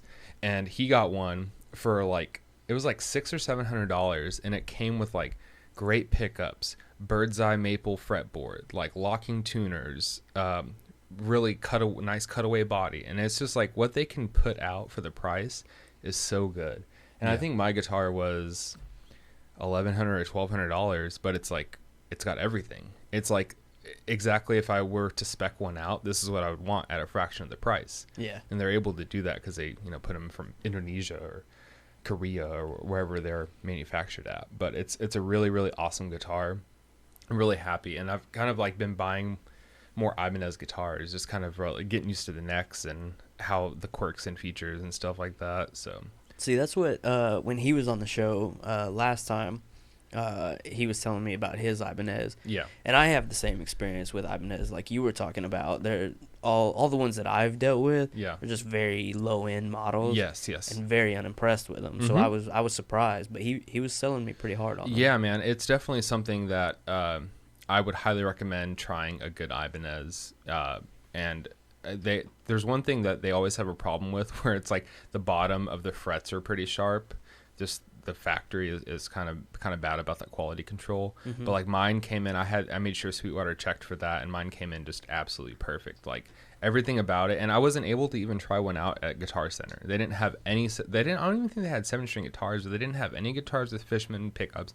Didn't have any guitars with fan frets. I've never seen that at Guitar Center. I know, and I was like, well, I guess we're just gonna order this because it's like when I was thinking of the guitar I wanted something that wasn't like a normal color. This is like a almost like a pearlescent. Oh yeah, It's like well, it's not pearlescent, but it's like it changes colors. Yeah, it's in one light it's purple and in another light it's gray, depending on where it moves. And it's a flat color, and it is. I saw it and I was like, this is my guitar. Like, and that's one thing that does help about Ibanez putting out so many guitars every year is you're probably gonna have a guitar for you, if you look at their setup. Yeah. Where like Gibson. Okay, you have like 3 different guitar models and they just come in different bursts every year. Right. You know, but you know what you're getting with it. Where Ibanez, I feel like since they're able to put out so many guitars, they are on the cutting edge of whatever's popular at the time. So I've been really, really happy with my purchase. Would I want a custom guitar? Yes. Do I want to spend custom guitar money? No. Right. Yeah. Right. So, but that's where I've been as of now. I've had LTDs. I played LTDs, Sterling, this Ibanez, and I feel like one other guitar. Fender? Not live. Are you sure? Oh no, the Squire. The Squire. The Squire. Yeah. Yeah. I had an old Squire that I played like once, and it did not hold tuning very well. That was in Yeah. the music video? It was, yeah. Yeah. It was like the first time I used it. But I've been through a couple of different guitars trying to find what works for me, you know, especially live. And I've always had used guitars up until now because I feel a lot less guilty just throwing it around on stage and bumping into stuff. Sure. And now this one's starting to get a couple of battle scars, so Yeah. not stoked about that. But it's at the same time now it's like, okay, well, I got one little mark on it. Now I can just start throwing it around on stage, you know? I mean, yeah. There goes that standing still like a statue with my new guitar on stage. You can't get much on the road and not have some battle wounds. Yeah. Mhm. In general. Yeah. Yeah. But If I do, Brandon will take care of it. I mean, that is true. Yeah. And he'll do a great job. He will Yeah. do he did that with Jacob's bass. Had a nick in the headstock and it's all like cleared over, and he was able to like dig out the shards and then put I guess fill it in with something, and it looks just like it did, and it was Yeah. like very noticeable. It Jacob's, looked like crushed glass kind of. Jacob's bass is like a museum art exhibit. It Oh my looks God, like it's so marble beautiful. slab. I don't even know. It's crazy. It's an Yeah. agile Custom shop. custom shop Or bass. Custom Works, whatever it is. Yeah. It's the Rondo Music, the cheap agile guitars, but Yeah. they had like a custom series. Yeah. And it was another guitar that he didn't pay full price for it. They He kept didn't. dropping the price. He talked him down, but here's Yeah. the story behind his bass is like he always was playing this 5-string that I owned. It was like an Ibanez Geo junk. bottom of the barrel bass guitar. And I finally like forced his hand because I was like, Jacob, I'm selling this guitar and you're going to have to get a new one. Yeah. And so he went out and got one of the better ones. So Yeah. it looks insane. It looks like I said, a museum art piece. Like it should be hanging in a glass box somewhere. I don't know what pickups it has, but it does have It has dark glass pack. Well, it has the dark class tone capsule in it. Preamps. Like an EQ or whatever. Preamps. Is it a preamp? Yeah. Okay. I don't know how basses work really. I don't But either. It sounds really good. It's so crazy how much Yeah. they are different from guitars. Yes. They are. Yeah. Absolutely. They yeah, are. you look at it and there's like 5 normal knobs and like 6 tinier knobs. I'm like, why do you need all this? Like, what's the point? There's so if you- many knobs. Yeah. I guess if you want to play it like a guitar, you could tune it. You could, yeah. Toned. I Yeah. don't know. I just need one knob. It's beyond my pay grade. Yeah. All my guitars that I have modded, I'm just like, I just want one volume knob. That's it. Yeah. Take everything out of the chain, go direct to it, give me the most gain out of these pickups. We call Rob one knob Rob. Yeah, one knob Rob. Yeah. Okay. Yeah. You're very you like everything streamlined. Everything do. simplify Seems it like down. Absolutely. Yeah. I believe that you need to have the right tool for the right job. Yeah. And like I don't want anything messing up. I don't want anything taken away from my tone. Like I know this is how I like my guitars. Yeah. You know. That is a very good point. I like having something for everything. Yeah. It makes sense. Sure. And Yeah. it when you simplify it down, it just makes it easier. Yeah, troubleshooting. If something goes wrong, I'm like, oh well, I only have one knob, so if this isn't working, it's probably the knob. Yeah. You know, it's There you probably go. this one knob. Or if I have active pickups, I just have this one battery to replace. There you go. You know, Yeah. it's really nice. It makes a lot of sense. Yeah. I like Yeah. the diddle. I like a lot of knobs just because I like turning them. There's Yeah. no reason to. Yeah, Just- right. See, I'm I just turning these never knobs. did that. I was like, well, if I want to like solo or do lead stuff, I just flip it up, just flick that switch. Flip that switch. Yeah. to the neck pickup, and I'm good. I don't need to like adjust my tone or anything, because Yeah. half the time you're playing live, you're probably like gonna accidentally hit it, and it's gonna tweak it a little bit, so it wouldn't be the right spot that you want it. Well, unless you you're like probably in so much of a hurry anyway at that point. Yeah, usually if actually Brandon replaced the potentiometer on that guitar because it was very loose from the factory, and the way I pick is very like open-handed, so I'd always like kind of roll it off a little bit. And on previous guitars, I would just shove like an O-ring underneath it to keep it locked in that one spot. With that, I wanted to be a little bit less ghetto with the fix, and then actually put in a more quality knob, so that way it doesn't roll off when I pick. Yeah. So The way I was see the it only thing. is the less options, the less room for failure. absolutely. That makes sense. Unlike our rack mount scenario, where if one thing fails, we can't play live, That's true. If our laptop were ever to just shit out on us, or the power amp, or the power amp, it'd be or the interface. it'd be game over. Yeah. That's the one fault with our like streamline rack is yeah. one thing goes wrong and you gotta like trace all these wires. I'm going full blown operator on the back of it. Yeah. Yep. Huh. So far, so good. Yep. Yeah. I mean, hopefully something like that, though, with as simplified, honestly, as it is, as streamlined as it is, it could be a quick fix. And Yeah. Yeah. that's one good thing about it. But if we were ever on a more important tour, Woodstock 99. Woodstock 99. If we could travel back in time, I said this the other day. I was like, I would have 3 of the exact same setup because I don't want to blow that opportunity. just in case. Yeah. Yeah. In our current spot, we're good. Yeah. If we're on a tour that really is like, man, this could make or break us, I'm getting double of everything. Yeah. Sure. I'm coming. We're gonna prepared. time capsule that shit. Absolutely, man. Yeah. That makes Yeah. sense.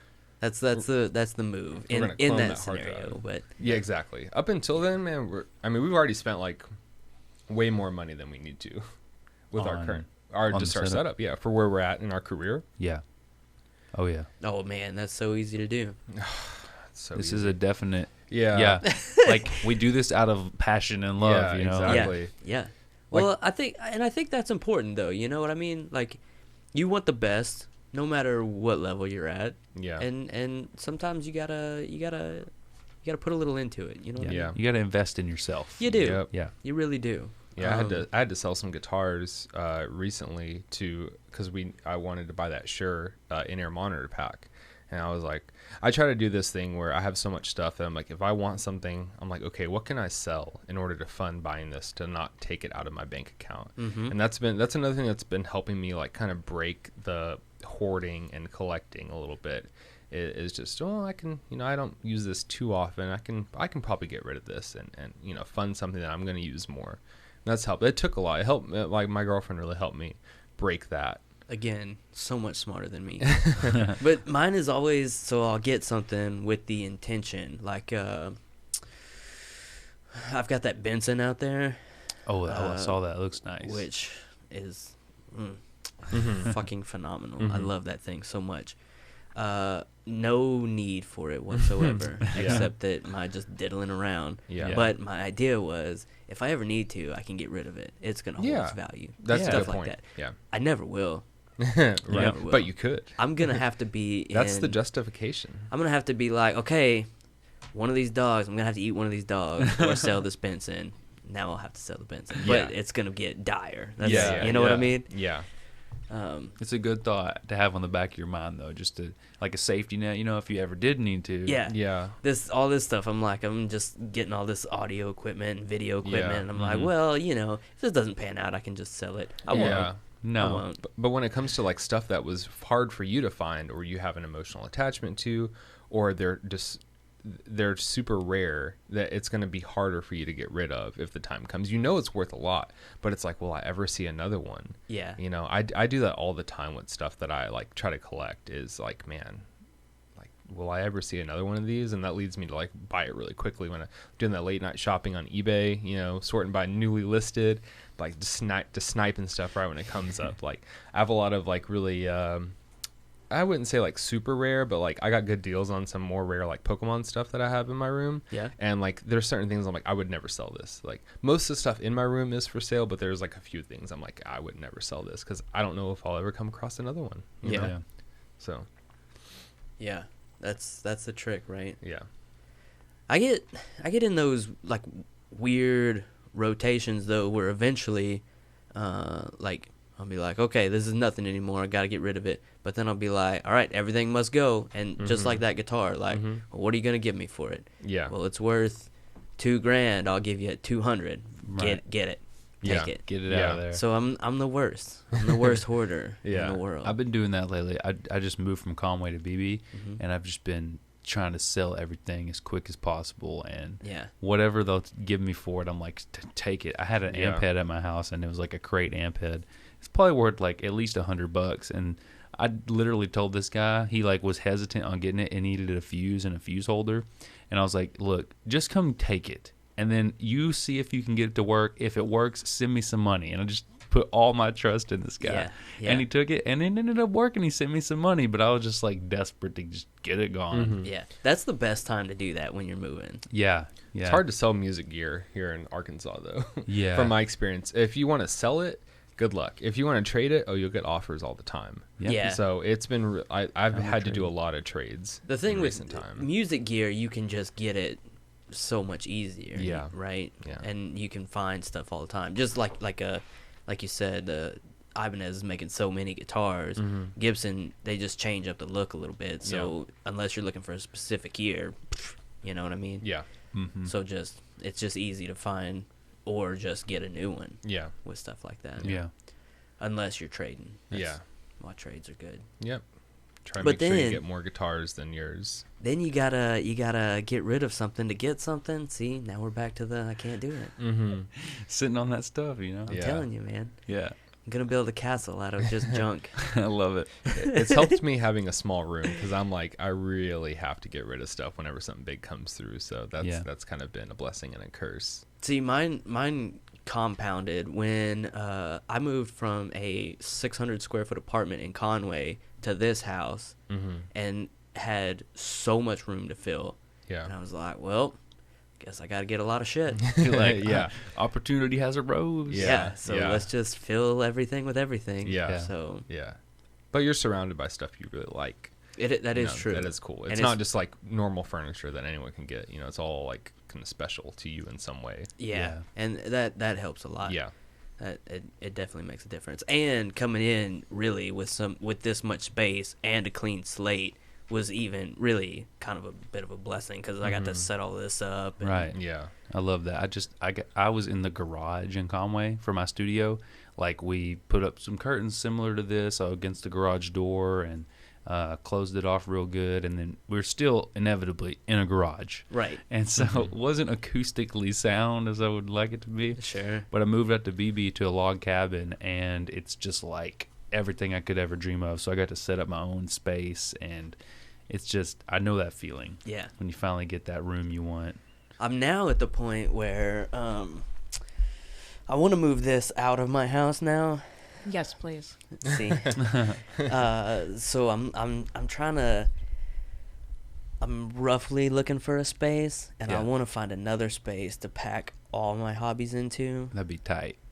And just like a big open warehouse. I was thinking and I can warehouse. just build little rooms and then just convert it into everything. Well, we've talked about in the past, me, him, and Rob, about opening like a very diverse building, like a warehouse, but it's for practicing, practicing, and that would also have recording in there. Recording, and I guess that's the big two. But then it'd be a music gear place too. You know, a store you buy gear at, and then kind of like have you ever heard of Rocket Town in Nashville? It's like this. They got a skate park, church. It's a church, music skate park, venue, inside and outside skate park. Huge music venue, and there's also a side room with a smaller stage. Yeah, it's like a community center kind of thing, you know. And so that's what this would be if we ever could, find the way to open it. It would be like you got a music store, and then bands could have a safe place to store all their gear and practice, because that seems to be a hard thing to come across, is like a good safe practice spot. A lot of bands rent out like storage units and stuff, and do that, but I mean, it's questionable if it's safe or not. Yeah, they usually flood. And then you have a studio in there as well. They're time limited. And it would be a venue, so it'd be covering all grounds of like this whole music realm, and that'd be really cool. Yeah. We need to stay in touch. We need to Hey, We need to work something out Yeah. here. Yeah. I think we can put something together. I bet we could. Yeah. We yeah. can get a good space here. Yeah, we've always talked about like if money was no object, then we would be able to, we'd want to do a venue because we know that if we were to do one, we would do it right. because we know all the things Yeah. what not to do. Exactly. Really, honestly and truly, this is the time and the place to do that too. A venue, because around here it's very limited. Yeah. And really, the options just aren't that great. They're just not there. They're really not. Yeah. And I think that's part of the problem that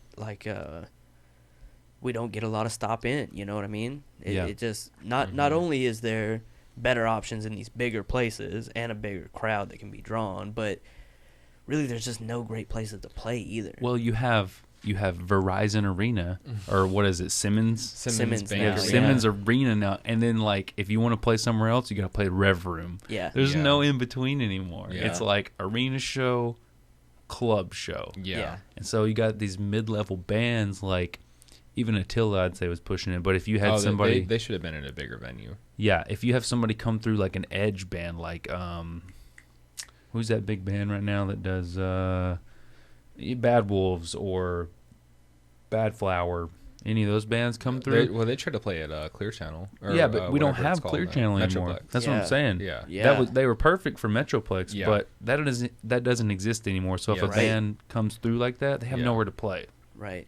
But And- you have to become like self-sufficient. That's why, these venues survive by selling. They're not just a venue; they also are a restaurant. Or a Right. bar. Right. Whereas Right. if we did one, we would have those jam rooms and a music store and recording studio, so we could get some profit from that. Supplemental income. To help supplement the venue side of Yeah. things. Right. Well, yeah. We all need to work together. Yeah. I feel we like can. we've got some Yeah. smart ideas going on. Yeah. between I all think we this. can make this work. Yeah, I think Yeah. we can make something Yeah. happen here between everything and all of our fingers and all these pies. We just make one big pie. Yeah. One big pie.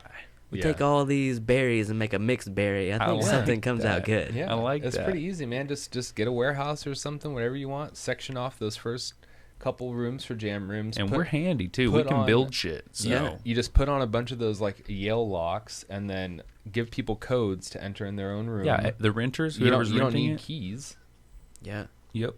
Yeah. This is. It's like Airbnb. You just roll Yeah. up there, like, oh, yep, just walk in. Here's your code. Yeah. Well, it's All right, like- I'm in the house. It's like storage units, but the space would be a lot cooler. yeah, Yeah. it would be set up like we could provide, every like a PA and stuff for each room if we wanted Ooh, to. yeah, that's not a bad. Yeah, because idea. all you need is like a head rush. Yeah. Yeah, those Build- head rushes you are could build pretty them cheap. into the walls. Yeah, Yeah. have a stage set up in there. Yep. It'd be good. Yeah. But musicians are also broke because they're buying other stuff. I mean, that is true. It's a passion. It's not for, to get rich off of. I mean, that's very true. If that That's- comes with it, great. But that's not why we do it. Right. For sure. And that's really, though, I think that's the way to go about it, right? Sure. You do something that you love, you have these hobbies, and you put all your time into it that you can. And if they come, something great. And if not, at least you're having fun doing it. Exactly. And I've learned that a lot. With my real job, I've got half of the year off, essentially, generally. So I started the tattooing thing, Yeah. I love it. Don't make a whole lot doing it, but it's a great time. Started this, everything, and Yeah. I think that's the way to go about it. Yeah. Yeah. So this thing is just a reminder that success comes in different forms. So whether that's money, whether that's your memories, like it's how you want to look at it. Sure. So, Yeah. And success is never what you imagine it Nope. to be. Yeah. Yeah. There's no really. That's the thing about success, right? There's no finish line to it, Right. because it's just what you want it to be. Yeah. I don't think you should set limitations on yourself either. So like Yeah. you say, I reached this goal. I used to, when I was in high school, I'd say, if I could just tour one time, I would feel complete. yes. I toured and I don't feel complete. I Right. want more. And Yeah. so like Right. Yeah. I quickly learned to not set any limitations. Yeah. Yeah. Goals, but not Yeah. limitations. Yeah. Yeah. Like milestones. Yeah. Yeah. Yeah. Yeah. I've been trying to say yes to a lot more stuff and to see where it leads me. That's You know- one thing I've been working on. I did that, and it made a huge difference. Yeah. and really it was my best friend who kind of drove me into that lane. And it definitely made a huge difference. Yeah. In how I approach things. Yeah. And it made me more adaptable, which I have found is what I think is the most important trait of a person. I agree. Yeah. Because you got to be able to think on your toes. You got to be able to fit in where you're needed. Yeah. You know what I mean? Yeah. I think that's not to be the best, but to be able to be useful. Yeah. Yeah. You know what I mean? Yes, I think absolutely. that's very important. Yeah.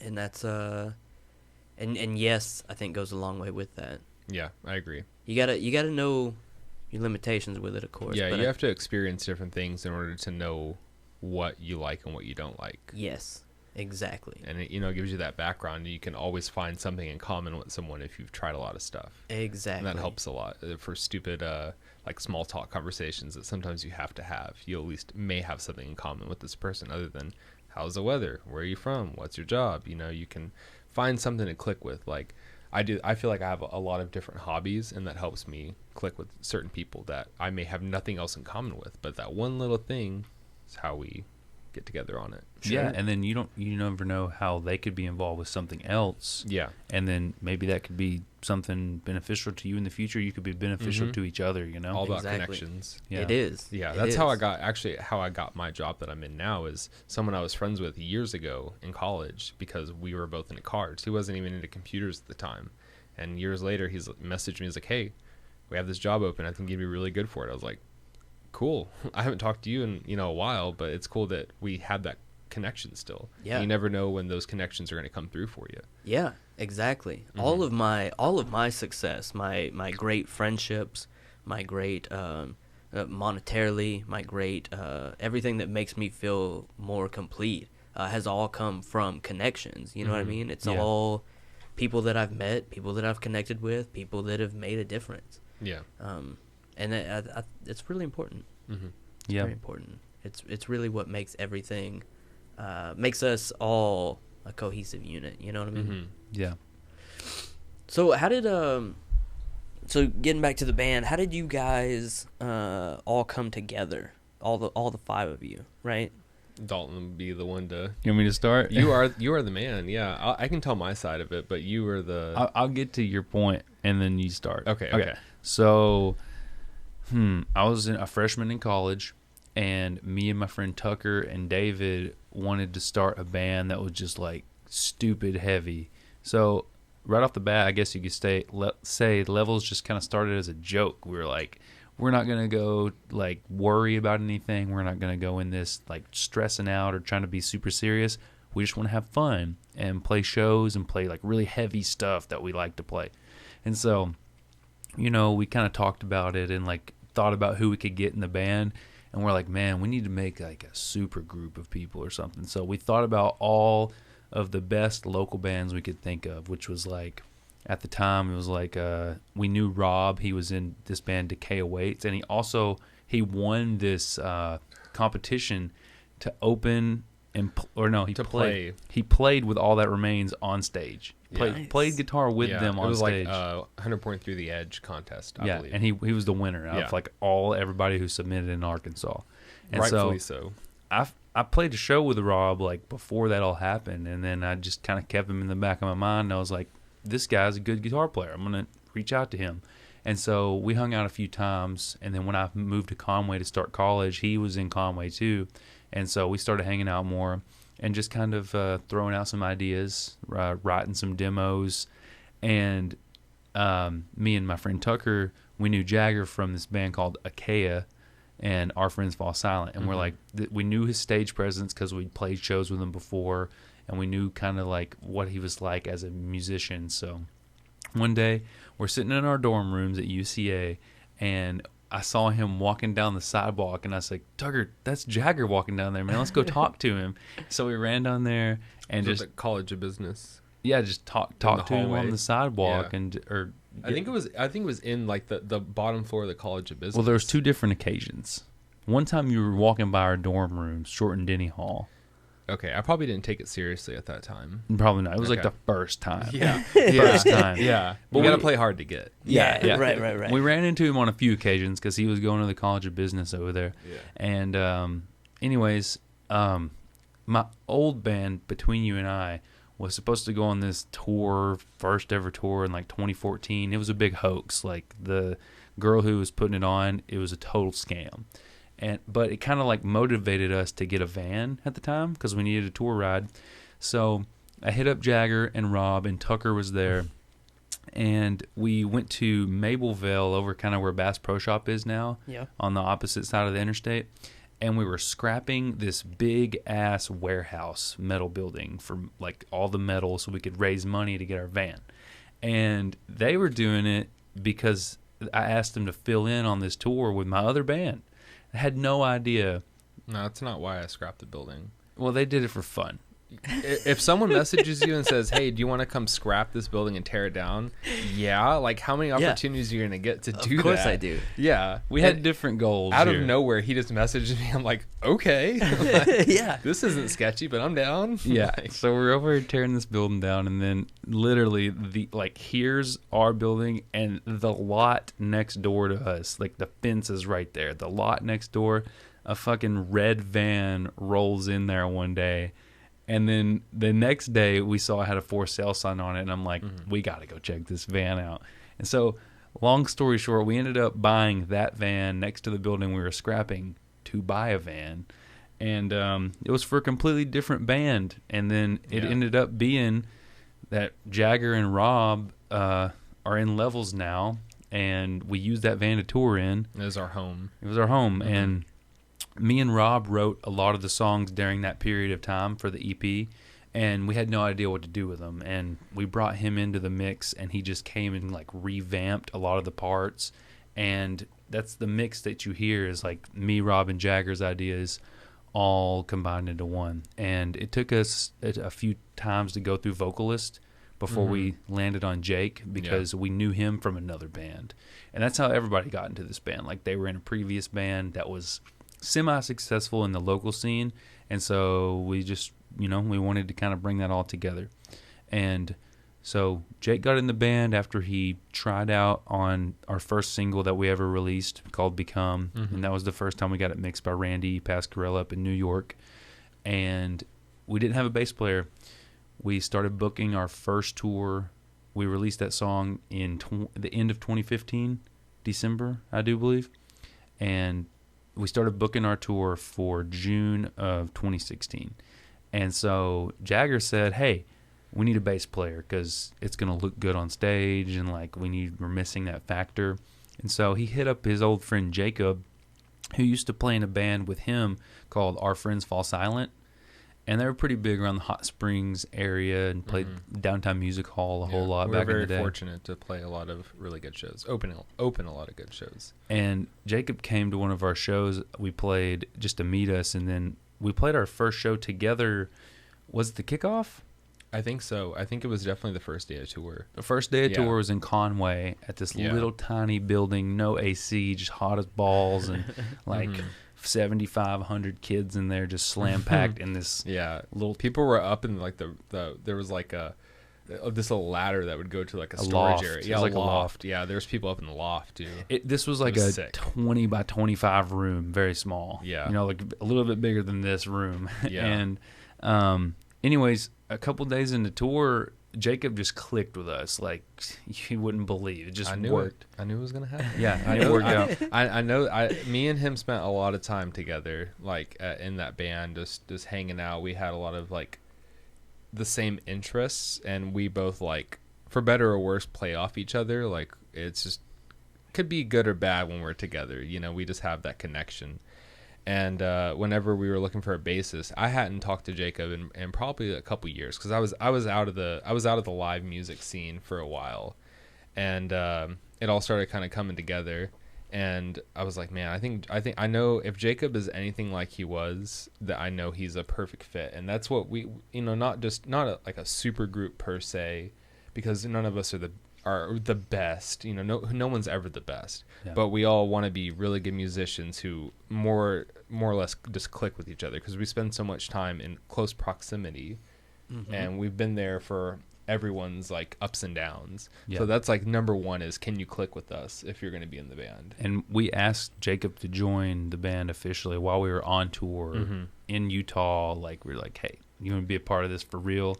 And so we've been the same lineup ever since. And it's more than just a business or a band. Like, we are like brothers. Yeah, seriously. we're a family. Like, we hang out all the time and just talk about nonsense that isn't music related, Yeah, you know? we just went to Florida together. Yeah, like on a trip, not related to music whatsoever. Yeah. So it's really important to Yeah. us to have that connection outside of just the music alone. Yeah. We don't see too many other bands like just by being around them. We're like, there's no way they hang out outside of practice. Yeah. Right. You know. We see that more times than not.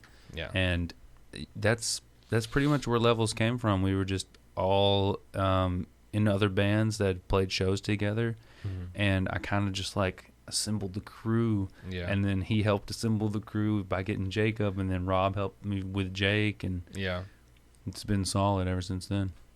I hadn't even talked to Dalton prior to I think we played shows together, maybe a handful, like between you and I, or the other band before that. Yeah, we'd never talked before that. But we would play the same show, probably seen each other a bunch, and I actually had a class with Rob the first year UCA.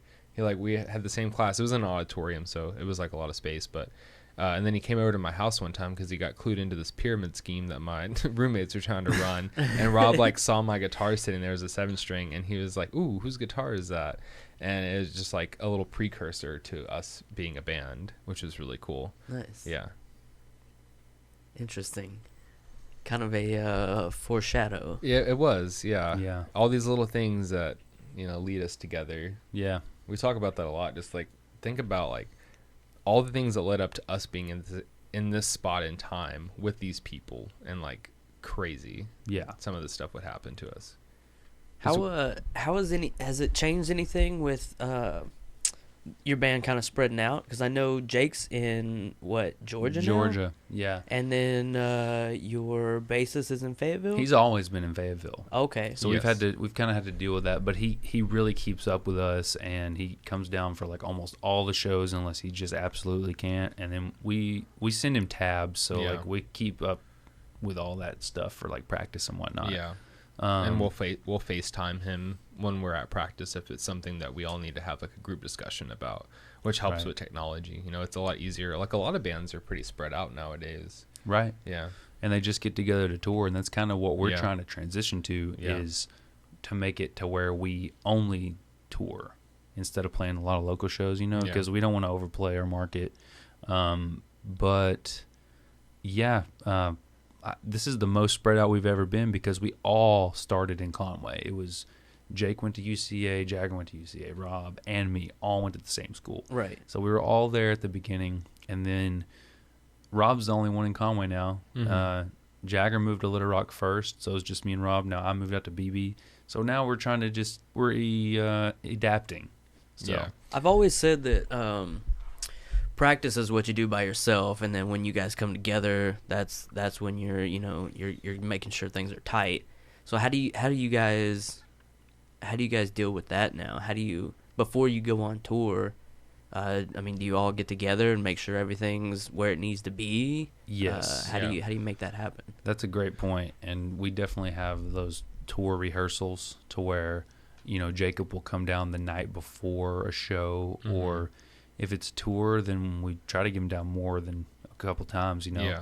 But we get everybody together weekly too. Me, Rob, and Jack are always get together weekly. Yeah. Whether we practice or hang out and talk business or whatever, or record.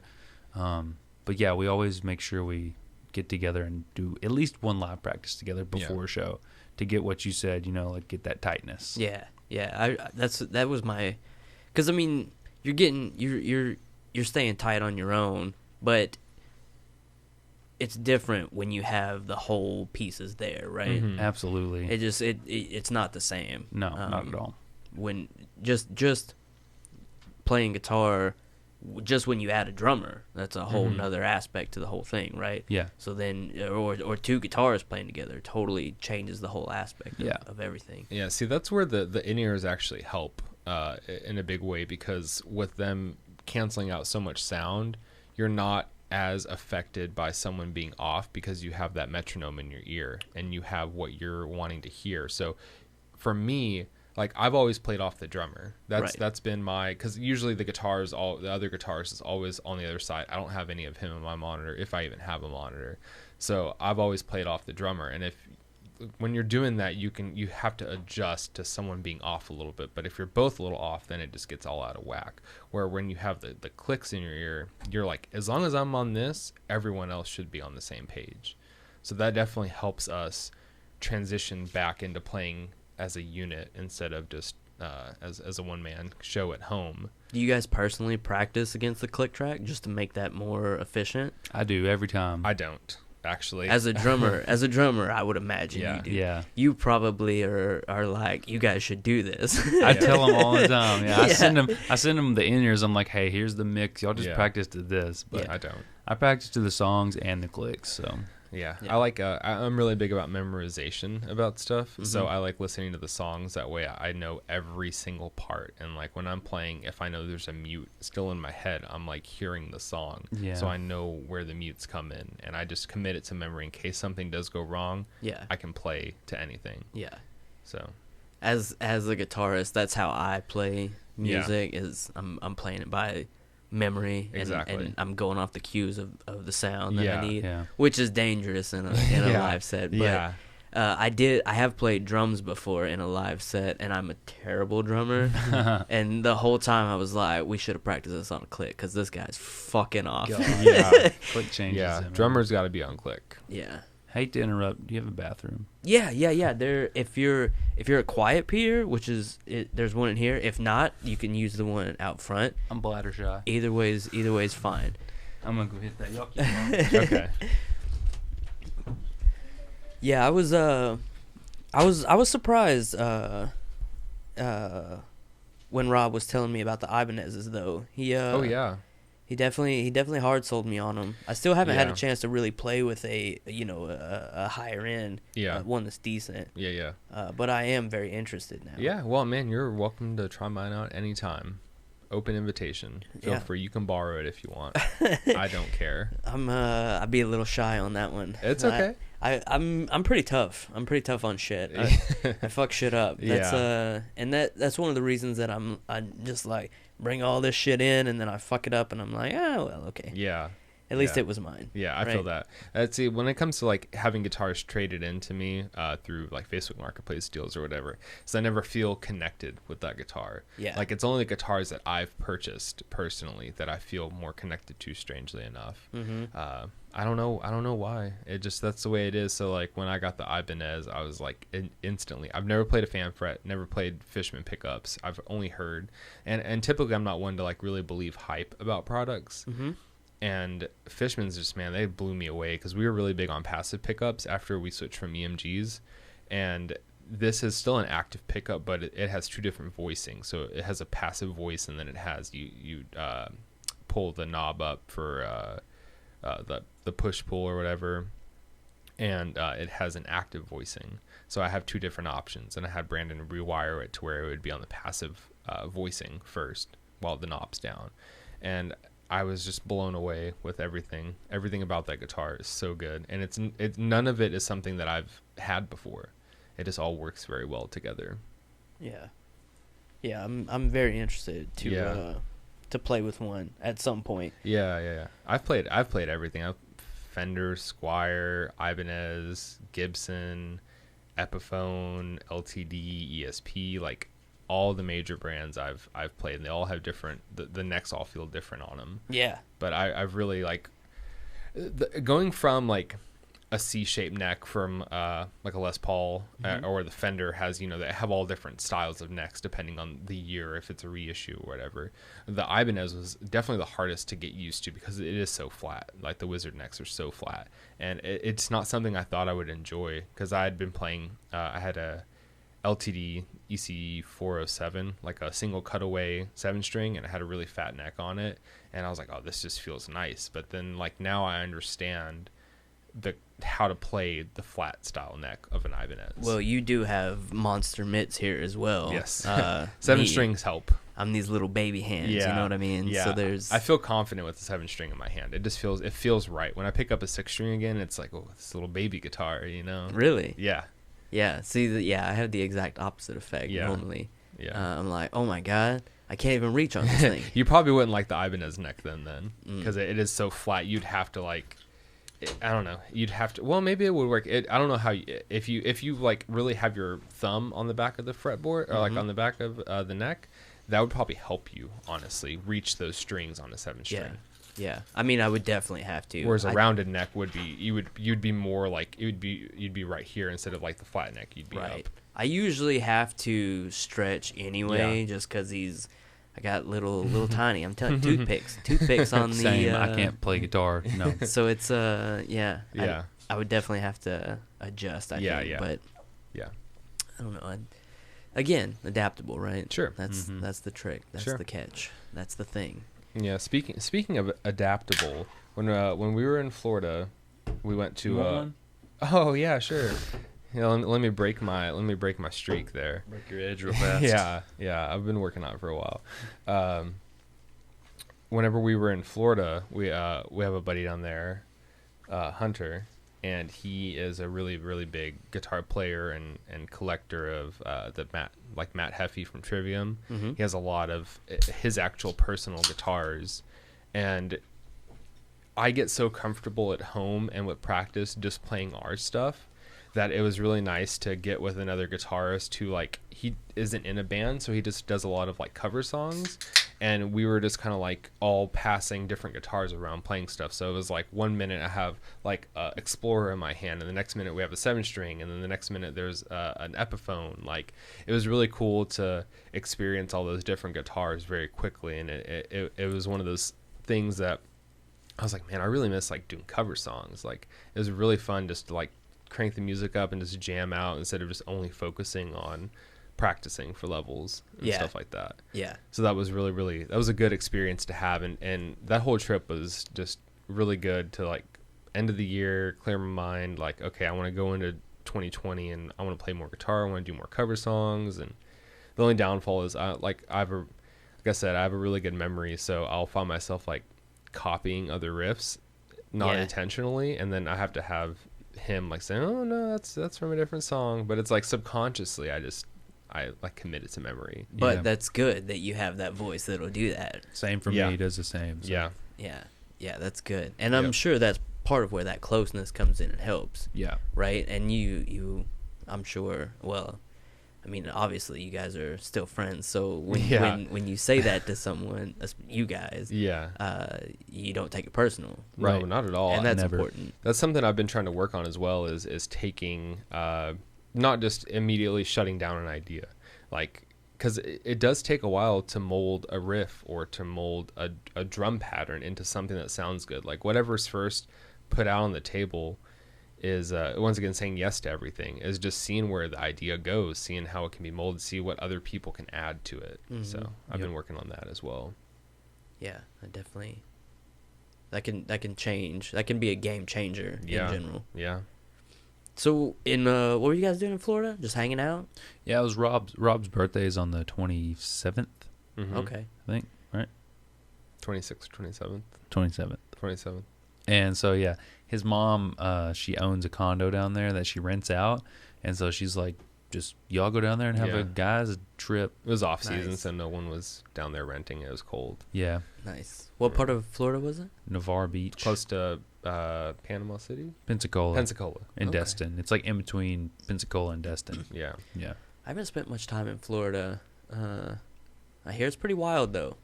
I hear that place is crazy. You always hear about Florida man doing something Florida crazy. man. Yeah, We saw at least 2 or 3 Florida men Yeah? doing something crazy. Yeah, one guy was getting pulled out of his truck, and another guy had like 3 or 4 cops around him in the Walmart parking lot. Yeah. Jacob turned into Florida man. Oh, yeah. Drank too much Kraken. Yeah.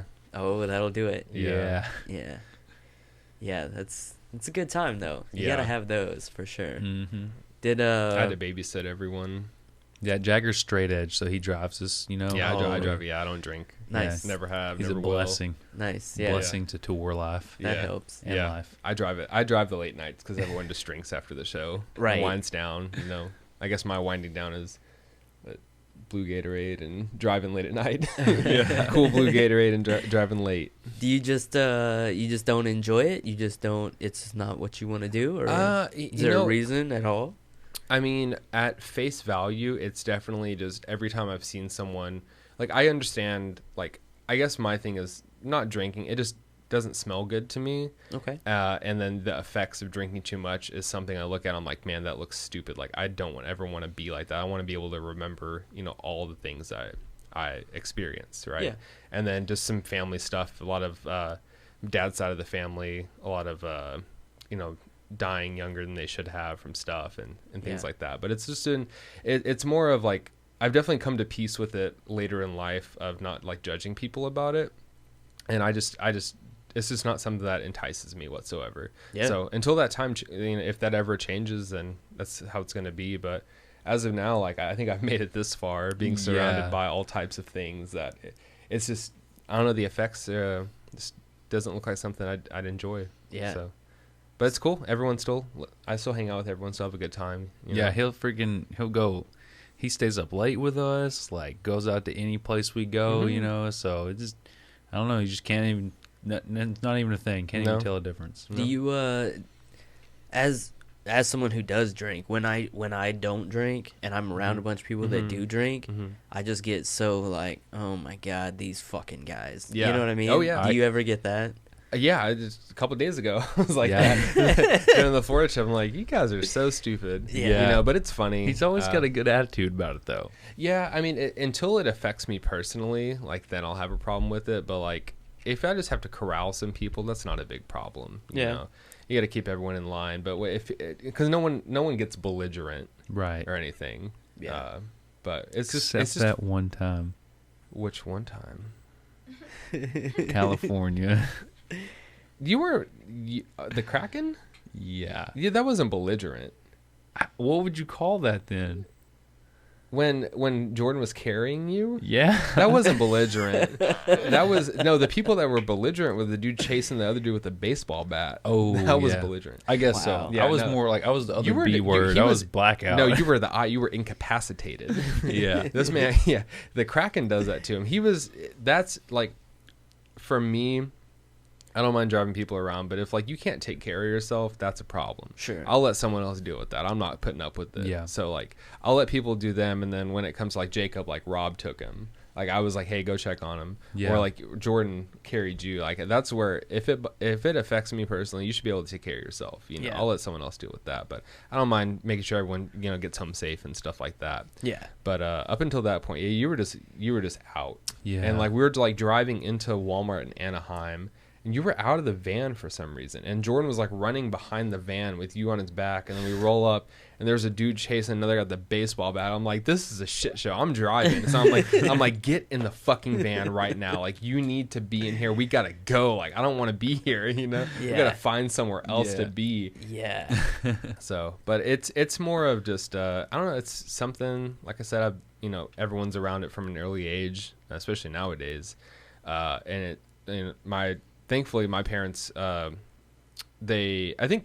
guess most people or parents, whoever, there's stuff that they want to change about how they were raised, right? They want to make sure that their children have the best. So my parents always tried to like just let me make my own choices, but kind of like not make it a normal thing. Like my dad stopped drinking when I was, I think, 4 or younger than that, and he had been like a pretty bad alcoholic before that, just trying to change the way he is.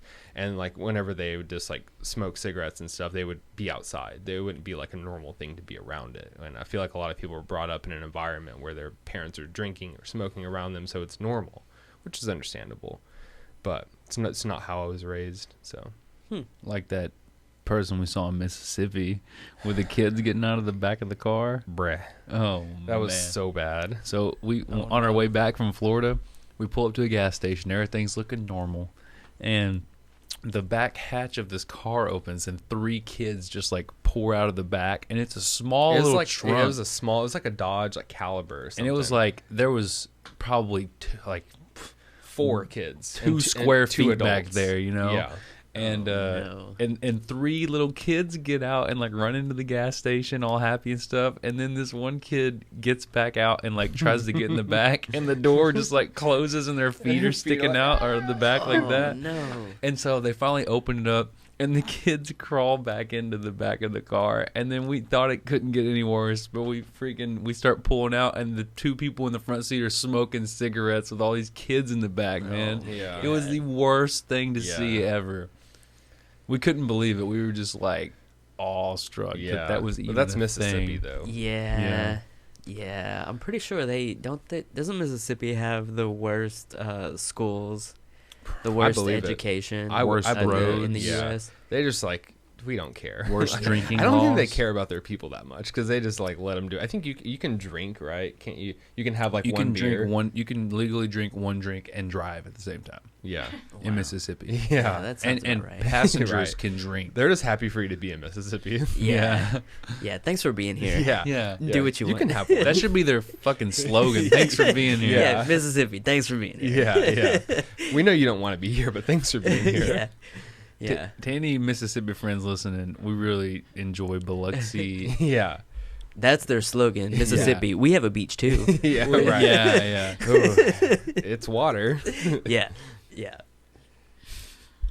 Man. Oh man. Okay, so this Saturday, you guys Yeah. got a show Segue. coming up. Yeah. We haven't had a Little Rock show in a long time. Since Attila.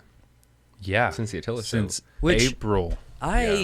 Man, I'm trying to remember where I was when I saw that because I was super bummed. I didn't know who you guys were at the time anyway, so I mean I wouldn't be going there for that. But I was super bummed I did miss the Attila show. But I did hear that you guys were fantastic. That whole show was fantastic. It That was whole show. awesome. Yeah. Which I mean that seems like it would be something that's killer. Really. Yeah, it was great. Up until that point, the best show I'd say we'd ever played was with Devil Wears Prada. Yeah. And, Yeah, just the Springfield. amount of people. Yeah, for like the crowd. Yeah. The bigness of the crowd. Yeah, I think there was like, 300 at the Devil Wears Prada show? 300 to 350. Yeah, and then And- Attila was 450. Yeah, 400. almost 500, 480 or something like that. Yeah. Wow. Yeah. At Rev Rev Room. Room. Yeah. Wow. That was Wow. Yeah. that was tickets sold was like 480 something. Yeah. So you include staff and bands, like definitely 500 people Yeah. in the room. Wow. So That's pretty amazing. yeah, I didn't like playing Rev Room before that because the way the room is, I feel like it's very like hollow sounding on stage. Like all the sound just leaves and it doesn't reverberate back. but when Well, you get all those people in there, It soaks it Yeah. up and bounces it back to you. Yeah. You know? Yeah. So I really enjoyed that show sound wise. so yeah, we haven't played Little Rock since April, and this will be our first time back since then, and Yeah. we're really stoked to be a part of this Punks for Paws. You know, Yeah. Punks for Paws. Do it for a good cause. How did you guys get involved in this? So, my friend Christian Hill, I think he just hit me up because we've always stayed in touch. He's been in bands that I've played with before, and you know, we talk. I've recorded him at my studio before with his other bands. So, he just asked me if Levels wanted to play the show, and told me what it was about, and I was like, I love animals Yeah. so much. We all right? love animals. Yeah. So I have 2 dogs, 3 inside cats, 2 chickens, 3 outside cats. Got lots of animals. Rob Yeah, has yeah. 3 dogs. Jacob has 6 an cats. infinite amount of cats, and I have 1 cat. So we're animal people. It was Yeah. a no-brainer that Yeah. we wanted to play this Yeah. show. Yeah. And we haven't played Vino's since they rebuilt the stage. And so we've kind of just been dying to get back to Vino's and play. And our friends in Abamel, I've been friends with those guys for a long time now. I recorded their EP. And we've played a show with them, Yeah, they played our CD release show. something like that. So it was supposed to be, wasn't. I don't know. They played a cool show, a local show. And so we've been really good friends with them for a while. Anchor of the Appetite, I just recently got to meet those guys because I helped shoot a little bit of their music video with Hayden Valentine. And so really the nicest guys. I just can't say enough good things because they're just so outgoing and motivated, and they've been killing it. We have a little group chat going with all the bands on this show. Nice. And so they've just been killing it on ticket sales and promotion. Like, they definitely have it going on and are doing everything. They're doing everything the right way. Yeah. And Any Given Room, I think, is a newer band, but Yeah. I saw them play at Rev Room, and they were really, really good. And they have some members from other bands that Yeah. have played Arkansas for a long time. Yeah. So definitely going to be seasoned musicians up Yes. there on stage Yes. for the Nice. whole I night. feel like Abimail's been a band forever. Abimel was really, really popular. Like, how many years ago was that? Like I feel like 2010 or 11. Yeah, something like that. That was like they were doing it back then. They were and doing it back then. They must like, have like taken a break or something. They took a break. I'm pretty sure, like, correct me if I'm wrong, but their guitar player, he joined the military, and so he like had to take a lot of time off for it.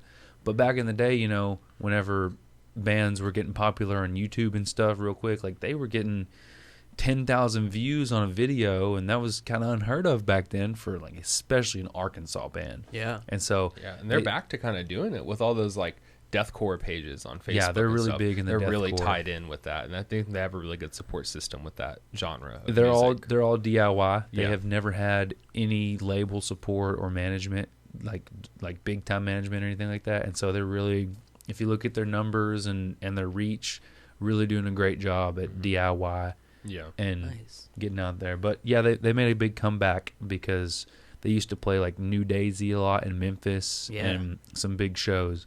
And so they've really been grinding. And so that's going to be good to see those guys. Have you guys been to Vino's since the sound change, since the new stage and everything? I have not, I don't believe, but I know Dalton's run sound. I run sound there from Oh, time to time. Nice. Like whenever Brian Walker can't be there, he asked me to come fill in. So I was there. I helped them redo the stage. I didn't help them like clear it off or anything, but I helped them redeck it. So I was there for the putting the plywood on the top and like finishing up some of the steps and whatnot. And Brian and them, they got together and were like, the sound is shit because a lot of the speakers were blown and whatnot. So they reconed all Yeah. the speakers and like I revamped everything. So it's top notch and stage looks really good. They painted it all black. It looks really, really clean. Yeah. And they got new lights in there. So it's gonna be a really good experience. I know they've had like several shows since they've redone the stage. But Yeah, I've managed to make it there once since that redo, and I was very impressed. yeah. Yeah. Especially compared to what it was, because like Yeah. you said, It's been around for a long time. Yeah. Like the 90s, The right? 90s. yeah, Yeah. it had gone through some shit for Yeah. sure. Green Day played there. Yeah. Yeah, Like Bring when With I was Horizon a baby. played there. Yeah. yeah, Yeah. yeah. Yeah. There's been a lot. There's been a Yeah. lot on that stage. Yeah. That at one time that was the go-to spot. Oh you man, know? those even Yeah. for local shows it would sell out. Yeah. Like my girlfriend talks about, she's a couple years older than me, so she was like in the heyday of the locals selling out, like PM Today and all those they just had like a throwback show with a lot of bands from like the mid 2000s that used to play there a lot, and it's crazy to see old photos and videos from Vino's, knowing how it is now. Great. I remember as a teenager, because it's a one-stop shop. You get your pizza, right? Yeah. Oh, the You pizza's got a so show. good. There's- Alcohol, yeah. Everything's there, man. Yeah. You got everything. It was a Yeah. great hangout. And Yeah. even if you didn't know who was playing, it was a good spot. It's good Right. times. And I feel like it needs to be more like that. Even if you don't know who's playing, you go there to support not only the venue but every band that's playing, Yeah. and just to have a good time. Like, go out on a Saturday night if you're like thinking you're sitting at home and you're like, oh, what should I do tonight? I don't know what to do. Like, go to a freaking show. You'll meet some interesting people. Yeah. Have some interesting conversations. Try something new, maybe. Mhm. Yeah. Don't leave after your friend's band plays. Yeah. Yeah, yeah, that's a big thing, right?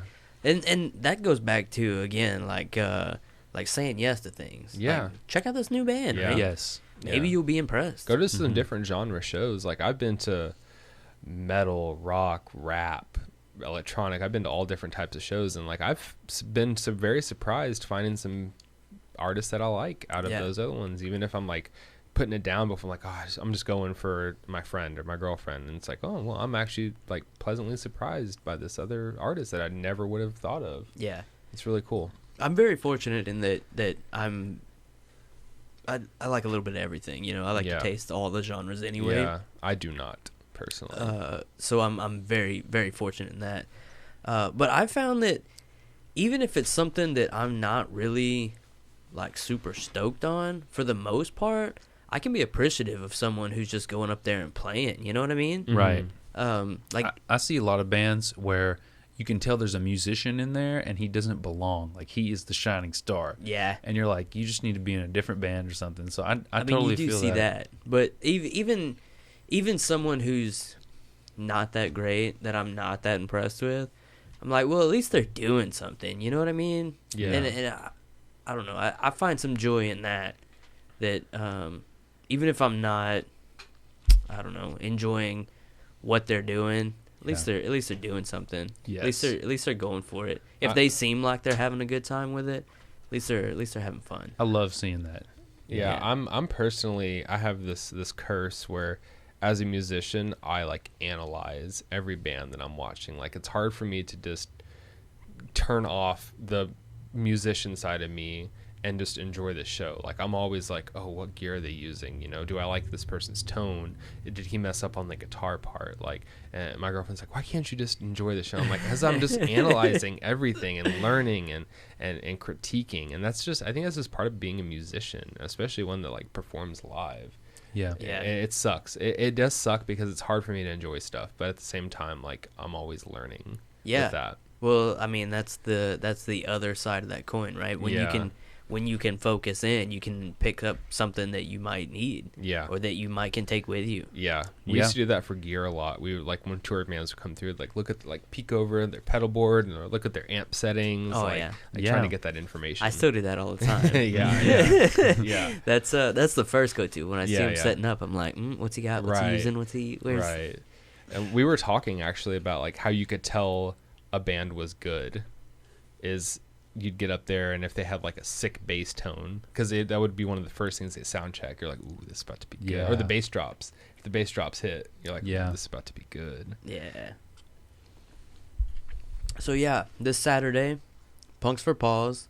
What's the so tell us more about the Punks for Paws thing. It's a benefit, right? Right. So Punks for Paws is Partnering with Ark and Paws for this show. Ark and Paws is like Is it a rescue shelter? It's kind of like a rescue shelter, but they don't have a physical location. Okay. It's more like this big group of people who foster pets that are out of homes, and then you can go on their website and look at all the pets, and you can go pick up the pets if you want to adopt one from a foster home. And so they don't have like a single location, like a network. It's a Nice. network instead of a shelter where all the animals are kept in one location. Like it's spread all over Arkansas. That seems like it's a better deal anyway, right? Like the Yeah. dogs or the animals got a home that Right. they're, a temporary rather than just like a little kennel, right? Exactly. Yeah. I think it's a better option. But all these proceeds are going to go towards Ark and Paws, and they're going to use it to give these animals, food and the necessities like treats, toys, everything you can imagine. They're going to send it out and make sure that all these goods are sent to the right foster homes to take care of these animals. Right. And so it's really going to help raise awareness too, because did you know about Ark and Paws Nope. before the show? Exactly. Not at all. See, so a lot of people don't even know that it exists, And I got a cat, my cat Jax. I got him from Ark and Paws. I just Google searched it though, so I'm hoping it can really raise awareness for people looking to get an animal, because instead of just going down to your local animal shelter, you can look right online and find you a pet that fits your needs, that is in need of a home, instead of going to a shelter and having to see all the animals there. That you'll be sad. Yeah. You'll be so It's sad. tough, man. Yeah. Walking through a shelter is tough. And especially if maybe The maybe commercials there's all for those dogs shelters. there. Maybe they're too young. You don't want a young dog. You want an old dog, and like you don't find that one dog you need at the shelter. This Ark and Paws is really opening a door opportunity for people to come and like find the animal that fits their needs, and you're helping an animal in need. So Yeah. it's really nice. All the proceeds are going to go straight towards that. All these bands that are on here are coming from Abimel's from Jonesboro, and then we're coming from all across the state. Like Jacob's driving down from Fayetteville. Like we're all coming together to do this show. And I think the dudes in Anchor the Appetite, they're from Russellville area. So we're all coming down to Little Rock to do this together, Yeah. and it would mean a lot. The more people that would come out and show some support. They're taking donations for animal products, and there's going to be some raffling and giveaways. I know that the company that Rob works for, Leather Brothers, they're partnering with this show. They're doing like a gift basket type of and thing. it's like a $200 or $100 value of like dog collars, treats, harnesses, leashes, all that, and they're gonna be raffling that off for people who enter the raffle. I think it's probably gonna be like $1 or $2 to enter it, and so there's a lot of cool stuff. There's cool vendors that are gonna be there. They have Punks for Paws shirts that they're gonna be giving away, and that you can also purchase. All the bands are gonna have really cool merch. Like, this has been ongoing for months and months now, and so expect a whole lot happening at this show. Yeah. And I think the Punks for Paws that Christian is founded or co-founded is going to be it's not just this one show. It's going to be try to do more of these for maybe not necessarily our composites each time, but for a different shelter, different company. It's going to try to grow into more of a non-profit organization. Yes, not just a one single use show. Yeah. One-time fundraiser. And that would be great. Yes, absolutely. So people can, this Saturday, January 11th, $10 at the door, $8 if you buy your ticket before. And tickets right now are so limited. Like, Yes. they're about to cut off tickets. I'm pretty sure we in Levels are the only ones who have a handful of tickets left to get. So if anybody's looking to get a ticket and save a couple bucks, then just reach out to us. We can you can message us on the band page. Message us on the band page individually. We'll get you with the right person in your area. Yeah, we're located in BB, Conway, Little Rock, Fayetteville. And we can ship you tickets, or we can just put you on a list. And if you want to cash app us the money, PayPal, whatever, like, we can reserve your spot, and you'll save a couple bucks. Nice. And it's really looking like it's going to sell out, because the max cap on Vinos is like $350, and there's well over that already interested or going on the over event page. 400 last time I saw. Yeah, I've seen the event going around on social media a lot. It definitely seems like a lot of people are interested. Yeah. Which should be. It's a great cause. Yeah. So you can also bring goods to the show for donation? Yes, you can. Okay. Any kind of dog, cat. They have all kinds of animals at Animal Shelter. They have rabbits and all that stuff. So anything that could potentially benefit an animal in need, you can bring that to the show, and it will be accepted and go to the right spot. You can rest assured it will be going to a good spot. So a bunch of rad bands. Yeah. Helping animals. All different types of genres too. So that's one thing. If you're not a fan of our music, you may be a fan of another band. Yeah. It's really nice. Abamel is deathcore. Levels is kind of Metalcore. metalcore, new metal. Anchor the Appetite's really pop, rock, punk pop. Same with Any Given Room, I think. Yeah. So wide variety there. Pop punk. And it's at Vino's. You can get some sweet pizza and some beer and just have a good time. Come support Vino's at the least. It's a local business. Yeah. Exactly. Yeah.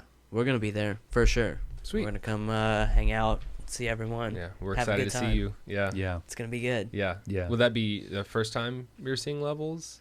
Yeah, live. Okay, Yeah. cool. Awesome. Yeah, Cool, so I'm very excited. Yeah, we're excited too. Yeah. I've been I didn't find out about you guys until actually just before Jake and Rob came.